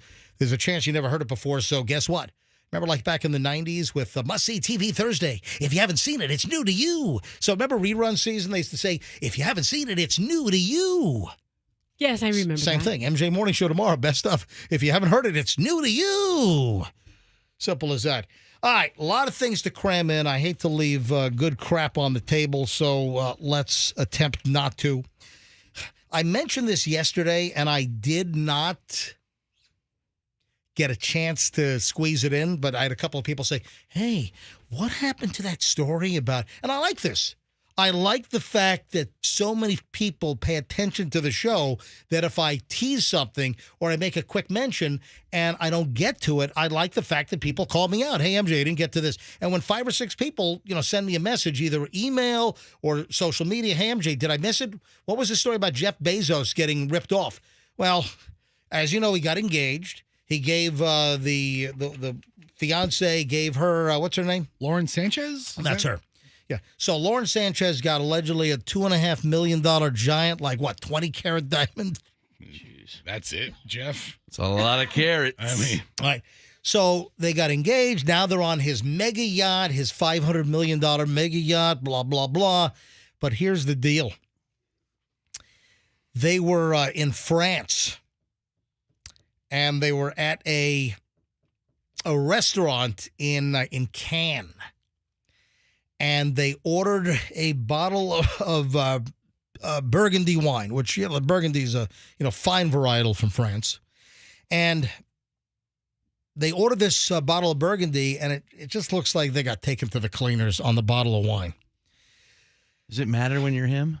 It was a 2016 Burgundy, and it was it's actually a very limited wine. But they ordered, I'm not going to get too much in the weeds here, but they ordered a Dugas P. Oh, my God, I would never drink that. You would never drink pee? Not sorry. Dugas P. I thought Burgundy was like liquor. Like Ron Burgundy. I thought that was like Burgundy's a color. It's a color. Burgundy's a color. Burgundy's like maroon. You're a maroon. I don't know. I'm colorblind. You're a burgundy. Yeah, you I'm probably can't tell the colorblind. difference between the purples and the browns. I thought Burgundy was like liquor. My bad. No, you're thinking of, what are you thinking of? Like a brandy? or Brandy, something? man. You thinking Yeah, of maybe I'm brandy? thinking of a brandy. Brandy's like a liqueur or Or a something. Cavassier. No. No. I don't know. It's like a thick liquor. I thought like a syrup. Like Okay. Jaeger. No. Burgundy's a color. No, Burgundy is a wine region in France. And a wine Burgundy region. is a varietal of wine. So they order a bottle of Burgundy. I believe it was a 2016. It was a Dugas P. And it's kind of rare. They only, this particular wine, they only make like 1 to 2 barrels a year. Jeez. And listen, we're talking about many wines that are even great wines. They're making tens of thousands of cases of wine a year. I mean, we're talking about a lot of wine. So Exclusive. the deal is on this this 2016 Domaine Dugas P, and that's a DUGAT hyphen P in French, PY, P. And they paid $4,285 for this bottle of French red. Dude, so to him, that's like pocket change. Of course it is. But even if you're one of the richest guys in the world and you've got a net worth of $150 billion, No. should you be ripped off if, for instance, I would have bought 70 of them. for instance, if recently, last auction on this bottle of wine was in March of 2022, it went for $647.29. Okay. You got Bezos at the table? What are you up to? $647.29. And that was a wine auction. That even included the 20% buyer's premium markup. So $647 for the bottle of wine, which is an expensive bottle of wine. But he paid $4,285 for this bottle of wine at La Petite Maison in Cannes, France. What's your issue here? Yeah, that's like me going to Starbucks and my latte would normally be, let's say, $3.50. And then now they turn it into a $4 latte. And I find out and I go, oh, well, they just got a little more on their tip. Because wines are either doubled or tripled typically. Is that it? It's like if I go to a restaurant. Yes. So typically, you take the retail price of the wine, and some places will double. I like restaurants that only double, but some places will triple or close to triple the retail price of the wine. Chili's, talking to you. So if, let's say, this wine was $647, or for instance, you're on Wine Searcher right now. Yeah, winesearcher.com. I use winesearcher.com all the time.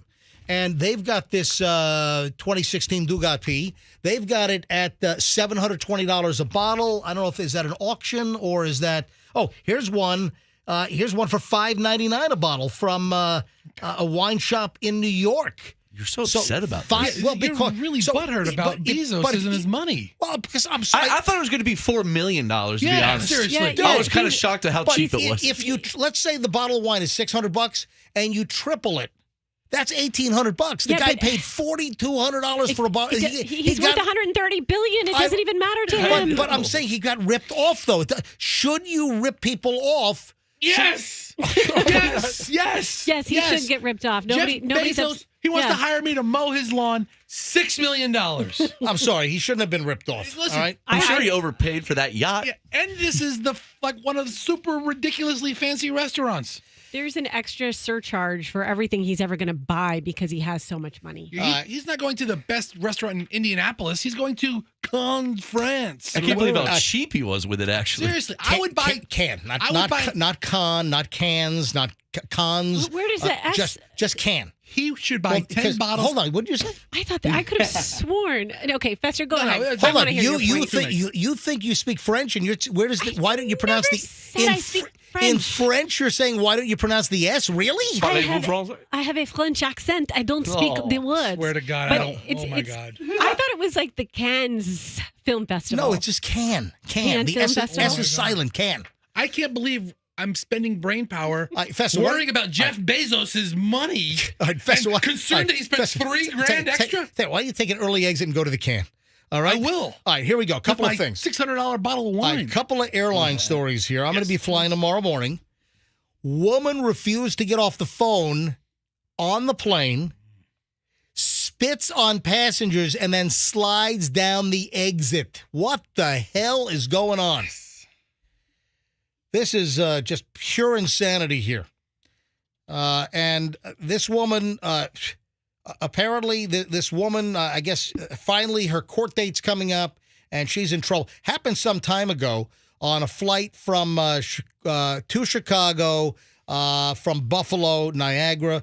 Woman was told to get off the phone, and she refused the flight attendant request. Do you remember I told a story, I don't know, within the last year, about this woman in my row that wouldn't get off the phone? Flight attendant asked her 3 times. We're taxiing for takeoff. And finally the flight attendant, said, ma'am, get off your phone. The plane is going to stop and go back to the gate as we're getting ready to take off at Tampa International. And I said, at that point, I said, hey, lady, get off the freaking phone. This whole plane, I remember that. This whole plane doesn't want to be delayed because of you. And she's like, oh, fine, I'll get off the phone. Fine. I mean, I wanted to just throw this lady out of the emergency exit. Anyway, so here's a lady that refused to get off the phone. She spit on passengers, slid down the exit. This was an American Airlines flight. It happened last year, but this woman, we have like a final disposition in the case. The woman, 24 years old, of Rochester, New York, she was sentenced to time served and 3 years probation. And I sure as hell hope that American Airlines has her on the no-fly list. I have one more airline story I want to get to here in a second. First, though, let's give away the Leonard Skinner ZZ Top tickets. Let's go with caller number 25. Okay. Caller 25, 800-990-1047. 800-990-1047. If you're caller 25, you'll get the Leonard Skinner ZZ Top tickets. Try and get it quickly, and then we'll take the caller live on the air. Stand by. The other airline story is, you might have been seeing this floating around. There were a couple of stories recently. There was one airline that was like requiring passengers to step on a scale. That's a different story than Air New Zealand.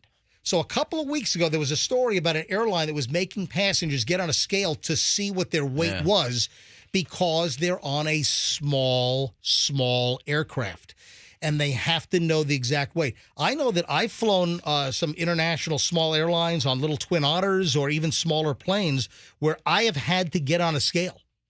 When I fly to Little Cayman on the Twin Otter, so I land at Grant, you take the MAX 8, the 737 MAX 8 from Tampa International. You take the Cayman flight to Grand. Then from Grand, I get on the little Twin Otter, the DHC 6, and then you take that plane over. And they don't weigh the passengers, but they weigh all of your luggage. They weigh your luggage, even your carry-ons. They weigh your carry-ons, and they write the weight on the little sticker on your carry-on bags, because they got to know the weight of the aircraft. The other story that's emerged here, and this has gone viral, is that Air New Zealand announced that they're going to begin weighing passengers before some international flights, but it's by request.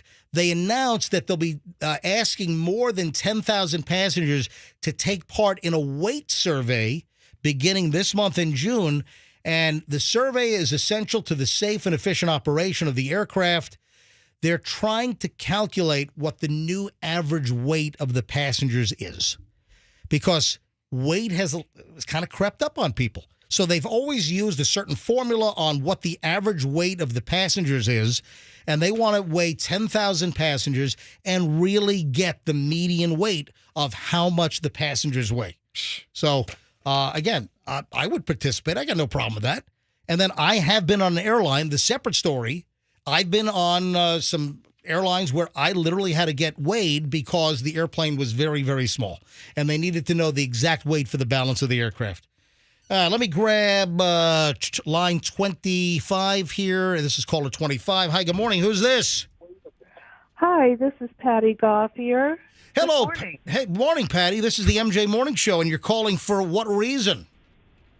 The Leonard Skinner ticket. Leonard Skinner, ZZ Top, Mid-Florida Credit Union Amphitheater, July 22nd.